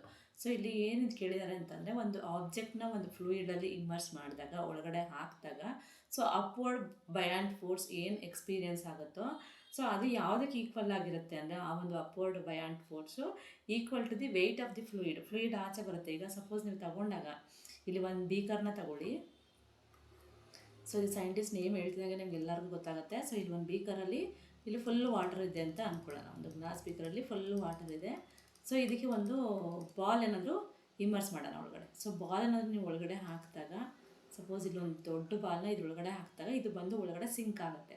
So sync ಆದಾಗ ಇದರಲ್ಲಿ full ಇರೋವಂಥ ವಾಟರ್ ಏನಾಗುತ್ತೆ, ಇದು ಎಷ್ಟಿರುತ್ತೋ ವೆಯ್ಟು, ಬಾಲು ವಾಲ್ಯೂಮ್ ಎಷ್ಟಿರುತ್ತೋ ಅಷ್ಟೇ ಅಮೌಂಟ್ ಆಫ್ ವಾಟರು ಆಚೆ ಬರುತ್ತೆ. ಈ ಬಾಲ್ ಒಳಗಡೆ ಹೋದಾಗ ಇದೆಷ್ಟಿರುತ್ತೋ ಅಷ್ಟೇ ಅಮೌಂಟ್ ಆಫ್ ವಾಟರು ಆಚೆ ಬರುತ್ತೆ.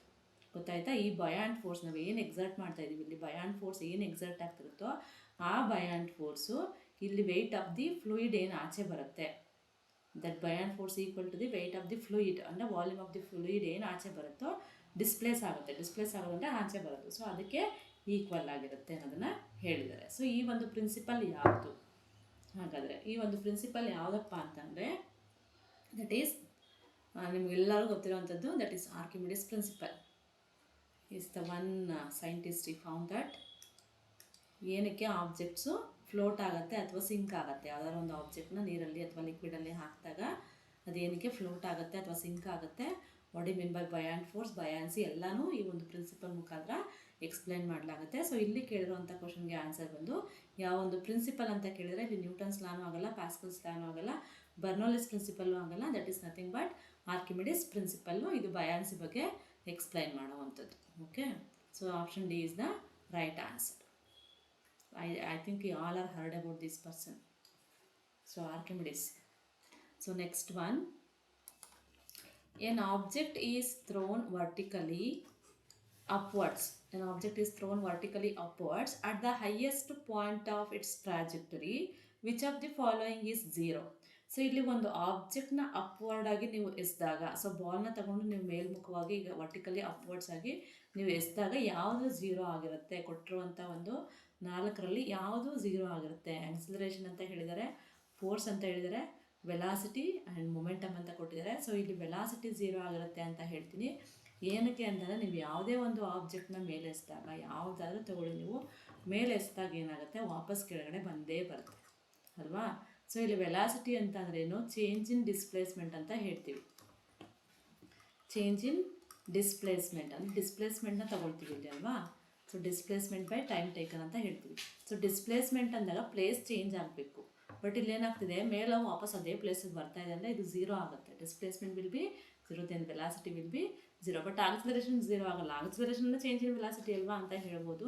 ಬಟ್ ಇಲ್ಲೇನಾಗುತ್ತೆ, ಇದು ಮೇಲೆ ಎಸ್ದಾಗ ವಾಪಸ್ ಏನಕ್ಕೆ ಕೆಳಗೆ ಬರುತ್ತೆ ಅಂದರೆ, ಇಲ್ಲಿ ಆಕ್ಸಿಲರೇಷನ್ ಡ್ಯೂ ಟು ಗ್ರಾವಿಟಿಯಿಂದನೇ ಅದು ವಾಪಸ್ ಕೆಳಗೆ ಬರುವಂಥದ್ದು. ಇದು ಕಾನ್ಸ್ಟೆಂಟ್ ಆಗಿರುತ್ತೆ, 0 ಆಗೋಕ್ಕಾಗಲ್ಲ. ಓಕೆ, ಸೊ ಇಲ್ಲಿ velocity is the right answer. Force ಕೂಡ 0 ಆಗೋಕ್ಕಾಗಲ್ಲ. ನಾವು ಸರ್ಟೆನ್ ಫೋರ್ಸಲ್ಲಿ ನಾವು ಎಸಿತೀವಿ, ಅದು ಸರ್ಟೆನ್ ಫೋರ್ಸಲ್ಲಿ ವಾಪಸ್ ಬರುತ್ತೆ. ಸೊ ಹಾಗಾಗಿ ಫೋರ್ಸ್ 0 ಆಗಿರಲ್ಲ. ಮೊಮೆಂಟಮ್ ಅಂದರೆ ಮಾಸ್ ಇಂಟು ವೆಲಾಸಿಟಿ ಅಂತ ಹೇಳ್ತೀವಿ. ಸೊ ಇಲ್ಲಿ ಮಾಸ್ ಆಫ್ ದಿ ಆಬ್ಜೆಕ್ಟ್ ಕೂಡ 0 ಆಗಿರೋಕ್ಕಾಗಲ್ಲ. So velocity is the right answer. So next one, which of the following quantity remains constant in series ಸರ್ಕ್ಯೂಟಲ್ಲಿ ಯಾವುದು ಕಾನ್ಸ್ಟೆಂಟ್ ಆಗುತ್ತೆ, ಯಾವ ಒಂದು ಕ್ವಾಂಟಿಟಿ ಕಾನ್ಸ್ಟೆಂಟ್ ಆಗಿರುತ್ತೆ ಅಂತ ಕೇಳಿದರೆ, ಸೊ ಸೀರೀಸ್ ಸರ್ಕ್ಯೂಟ್ ಅಂದಿದ ತಕ್ಷಣ ಎಲ್ಲ ಎಲೆಕ್ಟ್ರಿಕಲ್ ಕಾಂಪೊನೆಂಟ್ಸು ಯಾವ ಕಾಂಪೊನೆಂಟ್ಸ್ ಇರುತ್ತೋ, ಆ ಮೀಟರ್, ವೋಲ್ಟ್ ಮೀಟರ್, ಕರೆಂಟ್ ಏನೇನಿರುತ್ತೋ ಎಲ್ಲನೂ ಒನ್ ಎಂಡಿಂದ ಇನ್ನೊಂದು ಎಂಡಿಗೆ ಕನೆಕ್ಟ್ ಆಗಿರುತ್ತೆ ಅಲ್ವಾ? ಸೊ ಈ ರೀತಿಯಾಗಿ ಪ್ಯಾರಲಲ್ ಅಂದರೆ one after the other. So series ಅಂದರೆ ಈ ರೀತಿಯಾಗಿ ಕನೆಕ್ಟ್ ಆಗಿರುವಂಥದ್ದು. ಸೊ ಎಲೆಕ್ಟ್ರಿಕಲ್ ಸರ್ಕ್ಯೂಟಲ್ಲಿ ಯಾವ ಒಂದು ಕ್ವಾಂಟಿಟಿ ಕಾನ್ಸ್ಟೆಂಟ್ ಆಗಿರಬೇಕು ಅನ್ನೋದನ್ನು ಕೇಳಿದ್ದಾರೆ. ಸೊ ಇಲ್ಲೇನಾಗುತ್ತೆ, ಇದು ಎಂಡ್ ಟು ಎಂಡ್ ಕನೆಕ್ಷನ್ ಆಗಿರೋದ್ರಿಂದ ಇಲ್ಲಿ ಎಲ್ಲ ಕಾಂಪೊನೆಂಟ್ಸ್ ಏನು ಕನೆಕ್ಟ್ ಆಗುತ್ತೋ ಎಲ್ಲ ಕಾಂಪೊನೆಂಟ್ಸ್ಗೂ ಕರೆಂಟು ಸೇಮ್ ಅಮೌಂಟಲ್ಲಿ ಫ್ಲೋ ಆಗಬೇಕು. ಹಾಗಾಗಿ ಇದು ಎಲೆಕ್ಟ್ರಿಕ್ ಕರೆಂಟು ಕಾನ್ಸ್ಟೆಂಟ್ ಆಗಿರುತ್ತೆ ಅಂತ ನಾವು ಹೇಳ್ತೀವಿ. ಸೊ ವೋಲ್ಟೇಜು ಎಲ್ಲ ಕಡೆ ಡಿವೈಡ್ ಆಗುತ್ತೆ. ಪವರ್ ಕನ್ಸಂಪ್ಷನ್ನು ಕೂಡ ವೇರಿಯೇಷನ್ ಆಗ್ಬೋದು, ಒಂದು ಕಾಂಪೊನೆಂಟಿಂದ ಇನ್ನೊಂದು ಕಾಂಪೊನೆಂಟ್ಗೆ ವೇರಿಯೇಷನ್ ಆಗ್ಬೋದು, ಬಟ್ ರೆಸಿಸ್ಟೆನ್ಸು ಕೂಡ ವೇರಿಯೇಷನ್ ಆಗ್ಬೋದು. But electric current same amount ಕಾನ್ಸ್ಟೆಂಟಾಗಿ ಎಲ್ಲ ಒಂದೊಂದು ಕಾಂಪೊನೆಂಟ್ಗೂ ಎಲ್ಲದಕ್ಕೂ ಕಾನ್ಸ್ಟೆಂಟಾಗಿ ಫ್ಲೋ ಆಗ್ತಾ ಹೋಗುತ್ತೆ. ಹಾಗಾಗಿ electric current will be the constant in a series circuit. But voltage, power consumption and resistance are variables. So next one, the phenomenon of electromagnetic induction is. So electromagnetic induction ಅಂತಂದರೆ ಏನು ಅಂತ ಕೇಳಿದ್ದಾರೆ. So ಇಲ್ಲಿ option A ಬಂದು the process of charging a body, and option B the process of generating a magnetic field due to a current. Magnetic ಫೀಲ್ಡ್ನ generate ಮಾಡೋದ using current ಅಂತ option B. Option C ಬಂದು the process of producing induced current in a coil due to relative motion between a magnetic and a coil ಅಂತ ಕೊಟ್ಟಿದ್ದಾರೆ. Option D the process of converting electric ಕರೆಂಟ್ನ mechanical ಎನರ್ಜಿಯಾಗಿ convert ಮಾಡೋದ electromagnetic induction ಅಂದರೆ ಏನು ಅಂತ ಕೇಳಿರುವಂಥದ್ದು. ಇಲ್ಲಿ option C is the right answer ಅಂತ ನಾನು ಹೇಳ್ತೀನಿ. The process of producing induced current in a coil due to the relative motion between a magnet and the coil. Magnet ಮತ್ತು ಕಾಯಿಲ್ ಮಧ್ಯೆ ರಿಲೇಟಿವ್ ಮೋಷನಿಂದ ಬರುತ್ತಲ್ಲ, ಆ ಒಂದು ಕರೆಂಟ್ನ ನಾವು ಇಂಡ್ಯೂಸ್ಡ್ ಕರೆಂಟ್ ಅಂತ ಹೇಳ್ತೀವಿ. ಈ ಒಂದು ಕರೆಂಟ್ ಎಲ್ಲಿ ಪ್ರೊಡ್ಯೂಸ್ ಆಗುತ್ತೆ ಅಂತಂದರೆ usually generator is the best example. ಜನರೇಟರಲ್ಲಿ ಈ ಇಂಡ್ಯೂಸ್ಡ್ ಕರೆಂಟು ಪ್ರೊಡ್ಯೂಸ್ ಆಗುವಂಥದ್ದು. ಸೊ ಈ ಇಂಡ್ಯೂಸ್ಡ್ ಕರೆಂಟ್ ಯಾವ ರೀತಿ ಪ್ರೊಡ್ಯೂಸ್ ಆಗುತ್ತೆ ಅಂದರೆ it is the relative motion between a magnet and the coil. ಈ ಒಂದು ಪ್ರೊಸೆಸ್ನ ನಾವು ಎಲೆಕ್ಟ್ರೋಮ್ಯಾಗ್ನೆಟಿಕ್ ಇಂಡಕ್ಷನ್ ಅಂತ ಹೇಳ್ತೀವಿ, ಅಥವಾ Faraday's laws of electromagnetic induction ಅಂತಲೂ ಕೂಡ ಹೇಳ್ತೀವಿ. ಸೊ ಯಾವ ಒಂದು ಪ್ರಿನ್ಸಿಪಲ್ ಇದರ ಮೇಲಿದೆ ಅಂದರೆ ನಾವೇನು ಹೇಳ್ತೀವಿ, ಜನರೇಟರ್ನ ಬೆಸ್ಟ್ ಎಕ್ಸಾಂಪಲ್ ಅಂತ ತಗೊಳ್ತೀವಿ. ಸೊ ಇದನ್ನು Faraday's laws of electromagnetic induction ಪ್ರಿನ್ಸಿಪಲ್ನ ಯೂಸ್ ಮಾಡಿ ಇದರಿಂದ ನಾವು ಕರೆಂಟ್ನ ಪ್ರೊಡ್ಯೂಸ್ ಮಾಡ್ತೀವಿ. Produces the electricity. ಆ ಎಲೆಕ್ಟ್ರಿಸಿಟಿನ ನಾವೇನಂತ ಹೇಳ್ತೀವಿ, ಇಂಡ್ಯೂಸ್ಡ್ ಕರೆಂಟ್ ಅಂತ ಕರಿತಾ ಹೋಗ್ತೀವಿ. Okay, so option C is the right answer. That phenomenon is called as electromagnetic induction. So next one, when a ray of light enters a denser medium from a rarer medium, when a ray of light enters from a rarer medium rarer medium ge denser medium ge enter ಆಗ್ತಿದೆ. ಯಾವ medium ಇಂದ ಅಂದರೆ rarer medium ಇಂದ. So what ಅಂತ ಕೇಳಿದೆ. 4 ಆಪ್ಷನ್ಸ್ನ ನೋಡೋಣ. So bends away from the normal, goes along the normal, bends towards the normal and remains undeviated ಅಂತ ಕೊಟ್ಟಿದ್ದಾರೆ. ಸೊ 4 ಆಪ್ಷನ್ಸ್ನ ಕೊಟ್ಟಿದ್ದಾರೆ. ಸೊ ಇದು ಬಂದು ರಿಫ್ರಾಕ್ಷನ್ ಕಾನ್ಸೆಪ್ಟ್ ಮೇಲೆ ಕೇಳಿರುವಂಥ ಕ್ವಶನ್ ಆಗಿದೆ. ಸೊ ಇಲ್ಲಿ ಲೈಟ್ ರೇ ಯಾವ ಮೀಡಿಯಮಿಂದ ಯಾವ ಮೀಡಿಯಮ್ ಬರ್ತಾ ಇದೆ. ಸೊ ಇಲ್ಲಿ 2 ಮೀಡಿಯಮ್ನ ತಗೊಂಡಿದ್ದಾರೆ, ಒಂದು ಡೆನ್ಸರ್ ಇನ್ನೊಂದು ರೇರರ್ ಅಂತ. ಸೊ ಇಲ್ಲಿ ಲೈಟ್ ರೇ ಎಂಟರ್ ಆಗ್ತಿರೋದು ರೇರರ್ ಮೀಡಿಯಮಿಂದ ಡೆನ್ಸರ್ ಮೀಡಿಯಮ್ಗೆ. ಲೈಟ್ ಎಂಟರ್ಸ್ಗೆ ಡೆನ್ಸರ್ ಮೀಡಿಯಮ್ ಫ್ರಮ್ ರೇರರ್ ಅಂತ ಕೇಳಿದ್ದಾರೆ. ಸೊ ಇಲ್ಲಿ ರೇರರ್ ಅಂದರೆ ನಾನು ಏರ್ನ ಎಕ್ಸಾಂಪಲ್ ಆಗಿ ತಗೊಳ್ತೀನಿ. ಆ್ಯಂಡ್ ದೆನ್ ಡೆನ್ಸರ್ ಮೀಡಿಯಮ್ಗೆ ಒಂದು ಗ್ಲಾಸ್, ಎರಡೂ ಕೂಡ ಟ್ರಾನ್ಸ್ಪರೆಂಟ್ ಆಗಿರಬೇಕು. ಗ್ಲಾಸ್ ಮೀಡಿಯಮ್ ತೊಗೊಂಡಿದ್ದೀನಿ, ಇದು ಗ್ಲಾಸ್ ಆಗಿರುತ್ತೆ, ಇದು ಡೆನ್ಸರ್ ಮೀಡಿಯಮು. ಲೈಟ್ ಎಲ್ಲಿಂದ ಬರ್ತಾ ಇದೆ, ಏರಿಂದ ಎಂಟರ್ ಆಗ್ತಾ ಇದೆ ಅಲ್ವಾ. ಸೊ ಲೈಟು ಏರಿಂದ ಎಂಟರ್ ಆಗ್ತಾಯಿದೆ, ಇದು rarer medium. So when the light ray enters from rarer medium to denser medium, ಏನಾಗುತ್ತೆ ಇಲ್ಲಿ ಲೈಟ್ ರೇ ಏನಾಗ್ತಿದೆ, ಬೆಂಡ್ಸ್ ಟುವರ್ಡ್ಸ್ ದಿ ನಾರ್ಮಲ್, ಅಂದರೆ ರಿಫ್ರಾಕ್ಷನ್ ಆಗ್ತಾಯಿದೆ. ಯಾವ ಕಡೆ, ಇಲ್ಲಿ ಒಂದು ನಾರ್ಮಲ್ ಅಥವಾ ಪರ್ಪೆಂಡಿಕ್ಯುಲರ್ ಬೈಸೆಕ್ಟರ್ನ ಡ್ರಾ ಮಾಡಿದಾಗ, ಪರ್ಪೆಂಡಿಕ್ಯುಲರ್ ಲೈನ್ನ ಡ್ರಾ ಮಾಡಿದಾಗ ಈ ಒಂದು ಲೈನ್ನ ನಾವು ನಾರ್ಮಲ್ ಅಂತ ಹೇಳ್ತೀವಿ. ಇದು ಇನ್ಸಿಡೆಂಟ್ ರೇ ಆಗಿರುತ್ತೆ, ಇದು ರಿಫ್ರಾಕ್ಟೆಡ್ ರೇ ಆಗಿರುತ್ತೆ. ಇದು ಇನ್ಸಿಡೆಂಟ್ ರೇ, ಇದು ರಿಫ್ರಾಕ್ಟೆಡ್ ರೇ. ಏನು ರೇರರಿಂದ ಡೆನ್ಸರ್ ಮೀಡಿಯಮ್ ಬಂದಾಗ ಇದೇನಾಗುತ್ತೆ, ಲೈಟ್ ರೇ ಡಿವಿಯೇಟ್ ಆಗ್ತಾ ಇದೆ. ಡಿವಿಯೇಟ್ ಆಗೋದನ್ನ ನಾವು ರಿಫ್ರಾಕ್ಷನ್, ಯಾವ ಕಡೆ ಡಿವಿಯೇಟ್ ಆಗ್ತಿದೆ, ನಾರ್ಮಲಿಂದ ದೂರ ಹೋಗ್ತಿದೆ ಅಥವಾ ನಾರ್ಮಲ್ಗೆ ಹತ್ತಿರದಲ್ಲಿ ಬರ್ತಿದೆ. It is bending towards the normal. ಈ ನಾರ್ಮಲ್ಗೆ ಈ ಪರ್ಪೆಂಡಿಕ್ಯುಲರ್ ಲೈನ್ನ ಡ್ರಾ ಮಾಡಿದಾಗ ಬಿಟ್ವೀನ್ ದೀಸ್ ಟು, ಇದು ರಿಫ್ರಾಕ್ಟೆಡ್ ರೇ ಬಂದು ಇದು ಬೆಂಡಿಂಗ್ ಟುವರ್ಡ್ಸ್ ದಿ ನಾರ್ಮಲ್, ಅಂದರೆ ಇದು ಲಾಸ್ ಆಫ್ ರಿಫ್ರಾಕ್ಷನ್ನ ಇಂಡಿಕೇಟ್ ಮಾಡುತ್ತೆ. It is one of the law of refraction. Okay, so option C is the right answer. It is bends. ಯಾವುದು, the light ರೇ, ನಾವೇನು ಲೈಟ್ ರೇನ ಪಾಸ್ ಮಾಡ್ತಿದ್ವೋ ಆ ಒಂದು light ray bend towards the normal ಕಡೆಗೆ bend ಆಗ್ತಿದೆ ಅಂತ. It is one of the law of refraction.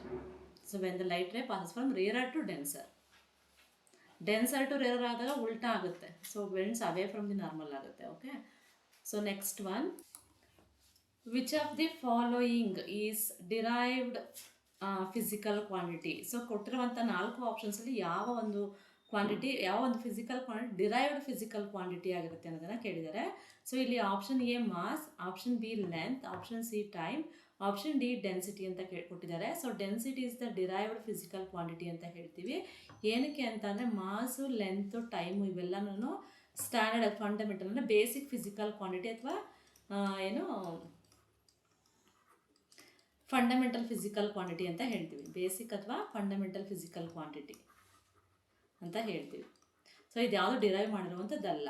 So derive ಮಾಡಿರುವಂಥ physical quantity ಯಾವುದು ಅಂದರೆ ಡೆನ್ಸಿಟಿ. ಡೆನ್ಸಿಟಿನ ಯಾವ ರೀತಿ ಡಿರೈವ್ ಮಾಡ್ತೀವಿ ಅಂತ ಅಂದರೆ ಇದನ್ನು mass by volume. So mass ಮತ್ತು ವಾಲ್ಯೂಮ್ನ ಇಟ್ಕೊಂಡು ನಾವು ಡೆನ್ಸಿಟಿನ ಡಿರೈವ್ ಮಾಡ್ತೀವಿ. ಹಾಗಾಗಿ it is a derived physical quantity among these 4. So option D is the right answer. So next one, ozone layer protection in the atmosphere. Ozone layer protection in the atmosphere is primarily attributed to blocking which type of radiation from the sun. So ಇಲ್ಲಿ ozone layer ನಾವೇನು protection layer ಅಂತ ಕರಿತೀವಿ, ಇದು ಅಟ್ಮಾಸ್ಫಿಯರ್ಗೆ ತುಂಬ protected ಆಗಿರುವಂಥ layer ಆಗಿರುತ್ತೆ. So ಇದು ಯಾವ ಒಂದು ರೇಡಿಯೇಷನ್, ಸನ್ನಿಂದ ಬರುವಂಥ ಯಾವ ಒಂದು ರೇಡಿಯೇಷನ್ನ ಬ್ಲಾಕ್ ಮಾಡುತ್ತೆ ಅನ್ನೋದನ್ನು ಡೈರೆಕ್ಟಾಗಿ ಅಟ್ಮಾಸ್ಫಿಯರ್ಗೆ ಬೀಳದಂತೆ ಯಾವ ರೀತಿ ಇದು ತಡೆಯುತ್ತೆ ಅನ್ನೋದನ್ನು ಕೇಳಿದ್ದಾರೆ. ಸೊ ಯಾವ ಒಂದು radiation, already repeated question I think science ಯಾವುದು ಮೋಸ್ಟ್ ಇಂಪಾರ್ಟೆಂಟ್ ಕ್ವಶನ್ಸ್ ಅಂತ ಹಾಕ್ತಿದೆ ಆ ವಿಡಿಯೋದಲ್ಲಿದೆ ಇದು. ಸೊ ಏನಕ್ಕೆ ಇಲ್ಲಿ ಯಾವ ಒಂದು ರೇಡಿಯೇಷನ್ ಇದು ಅಬ್ಸರ್ವ್ ಮಾಡುತ್ತೆ, ಸನ್ನಿಂದ ಬರುವಂಥ ಒಂದು ಮೋಸ್ಟ್ ಡೇಂಜರಸ್ ರೇಡಿಯೇಷನ್ ಅಂತಲೇ ಹೇಳ್ತೀವಿ. ಇದು ಅಲ್ಟ್ರಾ ವೈಲೆಟ್ ರೇಡಿಯೇಷನ್ನ ಬ್ಲಾಕ್ ಮಾಡುತ್ತೆ. ಅಟ್ಮಾಸ್ಫಿಯರ್ಗೆ ಬರೋಕ್ಕಿಂತ ಮುಂಚೆ ಇದು ಅದೇನೇ ಅಬ್ಸರ್ವ್ ಮಾಡಿಕೊಂಡು ಇದು ಬ್ಲಾಕ್ ಮಾಡುತ್ತೆ. ಯಾವ ಒಂದು ರೇಡಿಯೇಷನ್ ಅಂತಂದರೆ UV radiation. It is most dangerous radiation ಆಗಿರುತ್ತೆ. ಇದು ಸ್ಟ್ರಾಟೋಸ್ಫಿಯರಲ್ಲಿ ಇರುವಂಥ ಒಂದು radiations. Okay, so UV radiation or ultraviolet radiation ಇದು ಜನರಲ್ ಕ್ವಶನ್ ಆಗಿರುತ್ತೆ. A metallic wires, next question, a metallic wires resistance increases. ಯಾವಾಗ ಮೆಟಾಲಿಕ್ ವೈರ್ಸ್ ರೆಸಿಸ್ಟೆನ್ಸ್ ಇನ್ಕ್ರೀಸ್ ಆಗುತ್ತೆ? When ಅಂತ ಕೊಟ್ಟಿದ್ದಾರೆ. ಸೊ ಇಲ್ಲಿ 4 ಆಪ್ಷನ್ಸ್ನ ಕೊಟ್ಟಿದ್ದಾರೆ. ಸೊ ಇಟ್ಸ್ ಲೆಂತ್ ಅಂದರೆ ಯಾವ್ದು ಮೆಟಾಲಿಕ್ ವೈರ್ ಲೆಂತ್ನ ಡಿಕ್ರೀಸ್ ಮಾಡಿದಾಗ, it's area of cross section increase ಆದಾಗ, ಅಥವಾ it's temperature is decreased. Option D is it's temperature is increased ಅಂತ 4 ಆಪ್ಷನ್ಸ್ನ ಕೊಟ್ಟಿದ್ದಾರೆ. ಸೊ ಮೆಟಾಲಿಕ್ ವೈರ್ದು ರೆಸಿಸ್ಟೆನ್ಸ್ ಯಾವಾಗ ಜಾಸ್ತಿ ಆಗುತ್ತೆ ಅಂತ ಅಂದರೆ when its temperature is increases. So ಟೆಂಪರೇಚರ್ನ ಜಾಸ್ತಿ ಮಾಡಿದಾಗ ಮೆಟಾಲಿಕ್ ವೈರ್ದು ರೆಸಿಸ್ಟೆನ್ಸ್ ಕೂಡ ಜಾಸ್ತಿ ಆಗುತ್ತೆ, ಅಂದರೆ ಎಲೆಕ್ಟ್ರಿಕಲ್ ರೆಸಿಸ್ಟೆನ್ಸ್ ಕೂಡ ಜಾಸ್ತಿ ಆಗುತ್ತೆ ಅಂತ. So when increase the temperature ಇಂಥ ಮೆಟಾಲಿಕ್ ವೈರ್, ಮೆಟಾಲಿಕ್ ಕಂಡಕ್ಟರ್ಸಲ್ಲಿ ನೀವು ಟೆಂಪರೇಚರ್ನ ಜಾಸ್ತಿ ಮಾಡಿದಂಗೆ ಏನಾಗುತ್ತೆ, ಥರ್ಮಲ್ ವೈಬ್ರೇಷನ್ಸ್ ಏನಾಗುತ್ತೆ, ಜಾಸ್ತಿ ಆಗುತ್ತೆ. ಸೊ ಜಾಸ್ತಿ ಆದಾಗ ಕೊಲಿಷನ್ ಬಿಟ್ವೀನ್ ದ ಅಯಾನ್ಸು ಜಾಸ್ತಿ ಆಗುತ್ತೆ. ಸೊ ದಟ್ ಎಲೆಕ್ಟ್ರಿಕಲ್ ರೆಸಿಸ್ಟೆನ್ಸ್ ಕೂಡ ಇನ್ಕ್ರೀಸ್ ಆಗ್ತಾ ಹೋಗುತ್ತೆ. So it directly depends upon the temperature. ಯಾವುದು? Resistance of the metallic conductor. When the temperature is increased, resistance also increases. When the temperature decreases, resistance will be decreases. So option D is the right answer. Next one, the main component of biogas. So biogas ಇರುವಂಥ main component ಯಾವುದು ಅಂತ ಕೇಳಿದ್ದಾರೆ. ಇದನ್ನು already ಹೇಳಿದ್ದೀನಿ, biogas ಅಥವಾ gobar gas ಅಂತ ಏನು ಹೇಳ್ತೀವಿ. ಸೊ ಅದರಲ್ಲಿ ಮೇನ್ ಕಾಂಪೋನೆಂಟ್ ಯಾವುದಿರುತ್ತೆ? Carbon dioxide, hydrogen, butane, methane. Methane is the natural gas ಅಂತಲೂ ಕೂಡ ಹೇಳ್ತೀವಿ. ಇದು ಮೇನ್ ಕಾಂಪೋನೆಂಟ್ ಆಗಿರುತ್ತೆ ಯಾವುದರಲ್ಲಿ? ಬಯೋಗ್ಯಾಸ್ ಅಥವಾ ಗೋಬರ್ ಗ್ಯಾಸಲ್ಲಿ. So next one, the unit of momentum. The unit of momentum in the SI system, systematic international ಸಿಸ್ಟಮಲ್ಲಿ ಅಥವಾ SI ಯೂನಿಟ್ ಆಫ್ ಮೊಮೆಂಟಮ್ ಯಾವುದಾಗಿರುತ್ತೆ ಅಂತ ಕೇಳಿದ್ದಾರೆ. So option A newton, option B joule into second, option C newton into second ಅಂತ ಕೇಳಿದ್ದಾರೆ, ಅಥವಾ kilogram metre per second ಅಂತಲೇ ಕೊಟ್ಟಿದ್ದಾರೆ option C. So option D ಏನು ಕೊಟ್ಟಿದ್ದಾರೆ? ವ್ಯಾಟ್ ಇಂಟು ಸೆಕೆಂಡ್ ಅಂತ ಕೊಟ್ಟಿದ್ದಾರೆ. ಸೊ ಮೊಮೆಂಟಮ್ದು ನೀವು ಫಾರ್ಮುಲಾ ಬರೆದಾಗ ಅದೇನಾಗುತ್ತೆ? ಪಿ ಅಂತ ಅಂದರೆ ಮೊಮೆಂಟಮ್ ಆಗುತ್ತೆ ಇಲ್ಲಿ. ಸೊ ಮೊಮೆಂಟಮ್ ಫಾರ್ಮುಲಾ ಬರೆದಾಗ it is M into V ಅಂತ ನಾವು ಹೇಳ್ತೀವಲ್ವಾ. ಸೊ ನಿಮಗೆ ಫಾರ್ಮುಲಾ ಗೊತ್ತಿದ್ರೆ SI ಯೂನಿಟ್ ಕೂಡ ಈಸಿಯಾಗಿ ಡಿರೈವ್ ಮಾಡ್ಬೋದು ನೀವು. ಮಾಸನ್ನು ಯಾವುದರಿಂದ ಮೆಷರ್ ಮಾಡ್ತೀವಿ? kg. ವೆಲಾಸಿಟಿನ ನಾವು ಏನಿಂದ ಮೆಷರ್ ಮಾಡ್ತೀವಿ? Metre per second. ಸೊ ಇಲ್ಲಿ kilogram into metre per second, kilogram into metre per second ಬಂತ ನಿಮಗೆ ಇಲ್ಲಿ. So and then one more unit they are given standard unit, that is newton into second ಅಂತಲೂ ಕೂಡ ನಾವು ಇದನ್ನು ಹೇಳ್ತೀವಿ. ಓಕೆ, ನ್ಯೂಟನ್ ಇಂಟು ಸೆಕೆಂಡ್ ಅಂತಲೇ ಹೇಳ್ತೀವಿ, ಅಥವಾ kg into metre per second, kilogram metre per second ಅಂತಲೂ ಕೂಡ ಹೇಳ್ತೀವಿ. So that the unit of momentum in the SI system is newton into second or kilogram into metre per second ಆಗುತ್ತೆ. That is option C is the right answer. ಇದು ಹೇಗೆ ಬಂತು ಅನ್ನೋದನ್ನು ನಾನು ಹೇಳಿದ್ದೀನಿ, ಮೊಮೆಂಟಮ್ ಫಾರ್ಮುಲಾ ಯೂಸ್ ಮಾಡಿ ಬರೆದಿರುವಂಥದ್ದು. Okay, next one. The process by which heat is transferred from a hotter body to a colder body without the movement of medium particles is called. So ಈ question ತುಂಬ simple. ಏನಂತ ಅಂದರೆ heat transfer ಆಗುತ್ತಲ್ವಾ, so ಒಂದು hotter ಬಾಡಿಯಿಂದ colder ಬಾಡಿಗೆ ಯಾವ ರೀತಿ ಹೀಟ್ ಟ್ರಾನ್ಸ್ಫರ್ ಆಗುತ್ತೆ ಅಂದರೆ without the movement of the medium particles. ಯಾವುದೇ ರೀತಿ ಪಾರ್ಟಿಕಲ್ಸ್ ಮೂವ್ಮೆಂಟ್ ಇಲ್ದೇ, ಯಾವ ಒಂದು ಮೀಡಿಯಂ ರಿಕ್ವೈರ್ಮೆಂಟ್ ಇಲ್ದೇ ಒಂದು ಹೀಟ್ ಟ್ರಾನ್ಸ್ಫರ್ ಆಗುವಂಥದ್ದನ್ನ ನಾವು ಏನಂತ ಕರಿತೀವಿ ಅಂತ ಹೇಳಿದ್ದಾರೆ. ಸೊ ಇಲ್ಲಿ ಆಪ್ಷನ್ ಎ ಬಂದು conduction, option B convection, option C radiation, option D evaporation ಅಂತ ಇದೆ. ಸೊ ಇಲ್ಲಿ ಆನ್ಸರ್ ಬಂದು ರೇಡಿಯೇಷನ್ ಅಂತ ಹೇಳ್ತೀವಿ. ಸೊ ರೇಡಿಯೇಷನ್ ಅಂತ ಅಂದರೆ ಇಲ್ಲಿ ಹೀಟು ಒಂದು ಕಡೆಯಿಂದ ಇನ್ನೊಂದು ಕಡೆಗೆ ಟ್ರಾನ್ಸ್ಫರ್ ಆಗೋದು, ಅಂದರೆ ಹಾಟರ್ ಬಾಡಿಯಿಂದ ಕೋಲ್ಡರ್ ಬಾಡಿ ಅಂತ ಏನು ಹೇಳ್ತೀವಿ. ಸೊ ಆ ರೀತಿಯಾಗಿ ಹೀಟ್ ಟ್ರಾನ್ಸ್ಫರ್ ಆಗುವಂಥದ್ದನ್ನ ರೇಡಿಯೇಷನ್ ಅಂತ ಹೇಳ್ತೀವಿ. ಇಲ್ಲಿ ಇದಕ್ಕೆ ಯಾವುದೇ ರೀತಿ ಮೀಡಿಯಮ್ ಬೇಕಾಗಿಲ್ಲ. It does not require any medium. ಯಾವುದೇ ರೀತಿ ಇನ್ ಬಿಟ್ವೀನ್, ಈಗ ನಾವು ಗರಿಯರಿಂದ ಟೆನ್ಸರ್ ಯಾವುದೋ ಒಂದು ಮೀಡಿಯಮ್ ಅಂತ ಹೇಳ್ತೀವಲ್ವ, ಸೊ ಅದೇ ರೀತಿ ಯಾವುದೇ ರೀತಿ ಮೀಡಿಯಮ್ ಬೇಕಾಗಿಲ್ಲ. ಫಾರ್ ಎಕ್ಸಾಂಪಲ್, ಇದಕ್ಕೆ ಈಸಿಯೆಸ್ಟ್ ಎಕ್ಸಾಂಪಲ್ ಅಂತಂದರೆ radiation of the light race, ಅಥವಾ ಏನೋ ಸನ್ನಿಂದ ಬರೋವಂಥ ಒಂದು ಬಿಸಿ ಗಾಳಿ, ಬಿಸಿ ಏನು ತಾಪ ಏನಿರುತ್ತೆ ಅರ್ಥ ಮೇಲೆ, ಸೊ ಇಲ್ಲಿ ಹೀಟು ಟ್ರಾನ್ಸ್ಫರ್ ಆಗ್ತಾ ಇದೆ ಒಂದು ಪ್ಲೇಸಿಂದ ಹಾಟರ್ ಬಾಡಿಯಿಂದ ಕೋಲ್ಡರ್ ಬಾಡಿನ ಅರ್ತ್ ಅಂತ ತಗೊಳ್ಳಿ, ಹಾಟರ್ ಬಾಡಿನ ಸನ್ ಅಂತ ತಗೊಳ್ಳಿ, ಆಯಿತಾ. ಸೊ ಇದು ಹಾಟರ್ ಬಾಡಿ ಆಗಿರುತ್ತೆ, ಇದು ಕೋಲ್ಡೆಸ್ಟ್ ಬಾಡಿ ಆಗಿರುತ್ತೆ. ಸೊ ಇಲ್ಲಿ ಹೀಟು ಟ್ರಾನ್ಸ್ಫರ್ ಆಗ್ತದೆ. ಇಲ್ಲಿ ಯಾವುದೇ ರೀತಿ ಮೀಡಿಯಮ್ ರಿಕ್ವೈರ್ಮೆಂಟ್ ಇಲ್ಲ. ಸೊ ಯಾವುದೇ ರೀತಿ ವೈಬ್ರೇಷನ್ ಆಫ್ ಪಾರ್ಟಿಕಲ್ಸ್ ಕೂಡ ಆಗ್ತಾಯಿಲ್ಲ. ಈ ಒಂದು ಪ್ರೋಸೆಸ್ನ ನಾವೇನಂತ ಕರಿತೀವಿ ಅಂದರೆ ರೇಡಿಯೇಷನ್ ಅಂತ ಕರಿತೀವಿ. Okay, so radiation is the answer. So ಇದಿಷ್ಟು ನಿಮ್ಮ ಒಂದು ಫಿಸಿಕ್ಸ್ ಕಾನ್ಸೆಪ್ಟಲ್ಲಿ ಬರುವಂಥ ಒಂದು ಇಂಪಾರ್ಟೆಂಟ್ ಕಾನ್ಸೆಪ್ಟು. ಏನು ನಾವು ನಿನ್ನೆ ಮತ್ತು ಇವತ್ತು ಎರಡು ವಿಡಿಯೋದಲ್ಲಿ, ಪ್ರೀವಿಯಸ್ ವಿಡಿಯೋ ಮತ್ತು ಈ ಒಂದು ವಿಡಿಯೋದಲ್ಲಿ ಡಿಸ್ಕಸ್ ಮಾಡಿದ್ದೀವಿ. ಇದಿಷ್ಟು ಕೂಡ ಫಿಸಿಕ್ಸಲ್ಲಿ ಬರುವಂಥ ಮೇನ್ ಕಾನ್ಸೆಪ್ಟ್ಸ್ ಏನಿದೆ ಆಲ್ಮೋಸ್ಟ್ ನಾನು ಕವರ್ ಮಾಡಿದ್ದೀನಿ. ಸೊ ನೆಕ್ಸ್ಟ್ ಇನ್ನು ಕೆಮಿಸ್ಟ್ರಿನಲ್ಲಿ ಬರುವಂಥ ಒಂದು ಟಾಪ್ ಮೋಸ್ಟ್ ಕ್ವಶನ್ಸ್ ಮತ್ತು ಒಂದು ವಿಡಿಯೋ ಮಾಡ್ತೀನಿ, ಮತ್ತು ಬಯಾಲಜಿಯಲ್ಲಿ ಬರುವಂಥ ಒಂದಷ್ಟು ಕ್ವಶನ್ಸ್ ನಾವು ಡಿಸ್ಕಸ್ ಮಾಡ್ತಾ ಹೋಗೋಣ. ಸೊ ನೆಕ್ಸ್ಟ್ ಅಪ್ಕಮಿಂಗ್ ವೀಡಿಯೋಸಲ್ಲಿ. ಹಾಗೆ ಮ್ಯಾಥ್ಸು ಕೂಡ ನಮಗೆ ತುಂಬ ಇಂಪಾರ್ಟೆಂಟು. ಸೊ ಮ್ಯಾಥ್ಸ್ನೂ ಕೂಡ ನಾನು ಆದಷ್ಟು ಇಂಪಾರ್ಟೆಂಟ್ ಕ್ವಶನ್ಸ್ನ ಅಪ್ಲೋಡ್ ಮಾಡ್ತೀನಿ ನೆಕ್ಸ್ಟು ಅಪ್ಕಮಿಂಗ್ ವೀಡಿಯೋಸ್. ನಾಳೆಯಿಂದ 1 by 1 ಮಾಡ್ತಾ ಹೋಗೋಣ. ಸೊ ಪೆಡಗಾಗಿ ಮೇಲೆ ಕೂಡ ಕೆಲವೊಂದಿಷ್ಟು ಕ್ವಶನ್ಸ್ ಯಾವ ರೀತಿ ಕೇಳ್ಬೋದು ಅನ್ನೋದನ್ನು ನಾವು ನೋಡ್ತಾ ಹೋಗೋಣ ಮುಂದಿನ ವೀಡಿಯೋಸ್ಗಳಲ್ಲಿ. ಸೊ ಇಲ್ಲಿವರೆಗೂ ನಿಮ್ಗೆ ಏನಾದ್ರು ಡೌಟ್ಸ್ ಇದೆ ದಯವಿಟ್ಟು ಕಮೆಂಟ್ಸ್ ಮೂಲಕ ತಿಳಿಸಿ. ಹಾಗೆ ಇನ್ನೂ ನಮ್ಮ ಚಾನಲ್ನ ಯಾರು ಸಬ್ಸ್ಕ್ರೈಬ್ ಆಗಿಲ್ಲ ದಯವಿಟ್ಟು ಸಬ್ಸ್ಕ್ರೈಬ್ ಆಗಿ, ಜೊತೆಗೆ ವಿಡಿಯೋ ಇಷ್ಟ ಆಗಿದ್ದರೆ ಲೈಕ್ ಮಾಡಿ, ಹಾಗೆ ನಿಮ್ಮ ಫ್ರೆಂಡ್ಸ್ಗೂ ಕೂಡ ಶೇರ್ ಮಾಡಿ. Okay, thank you.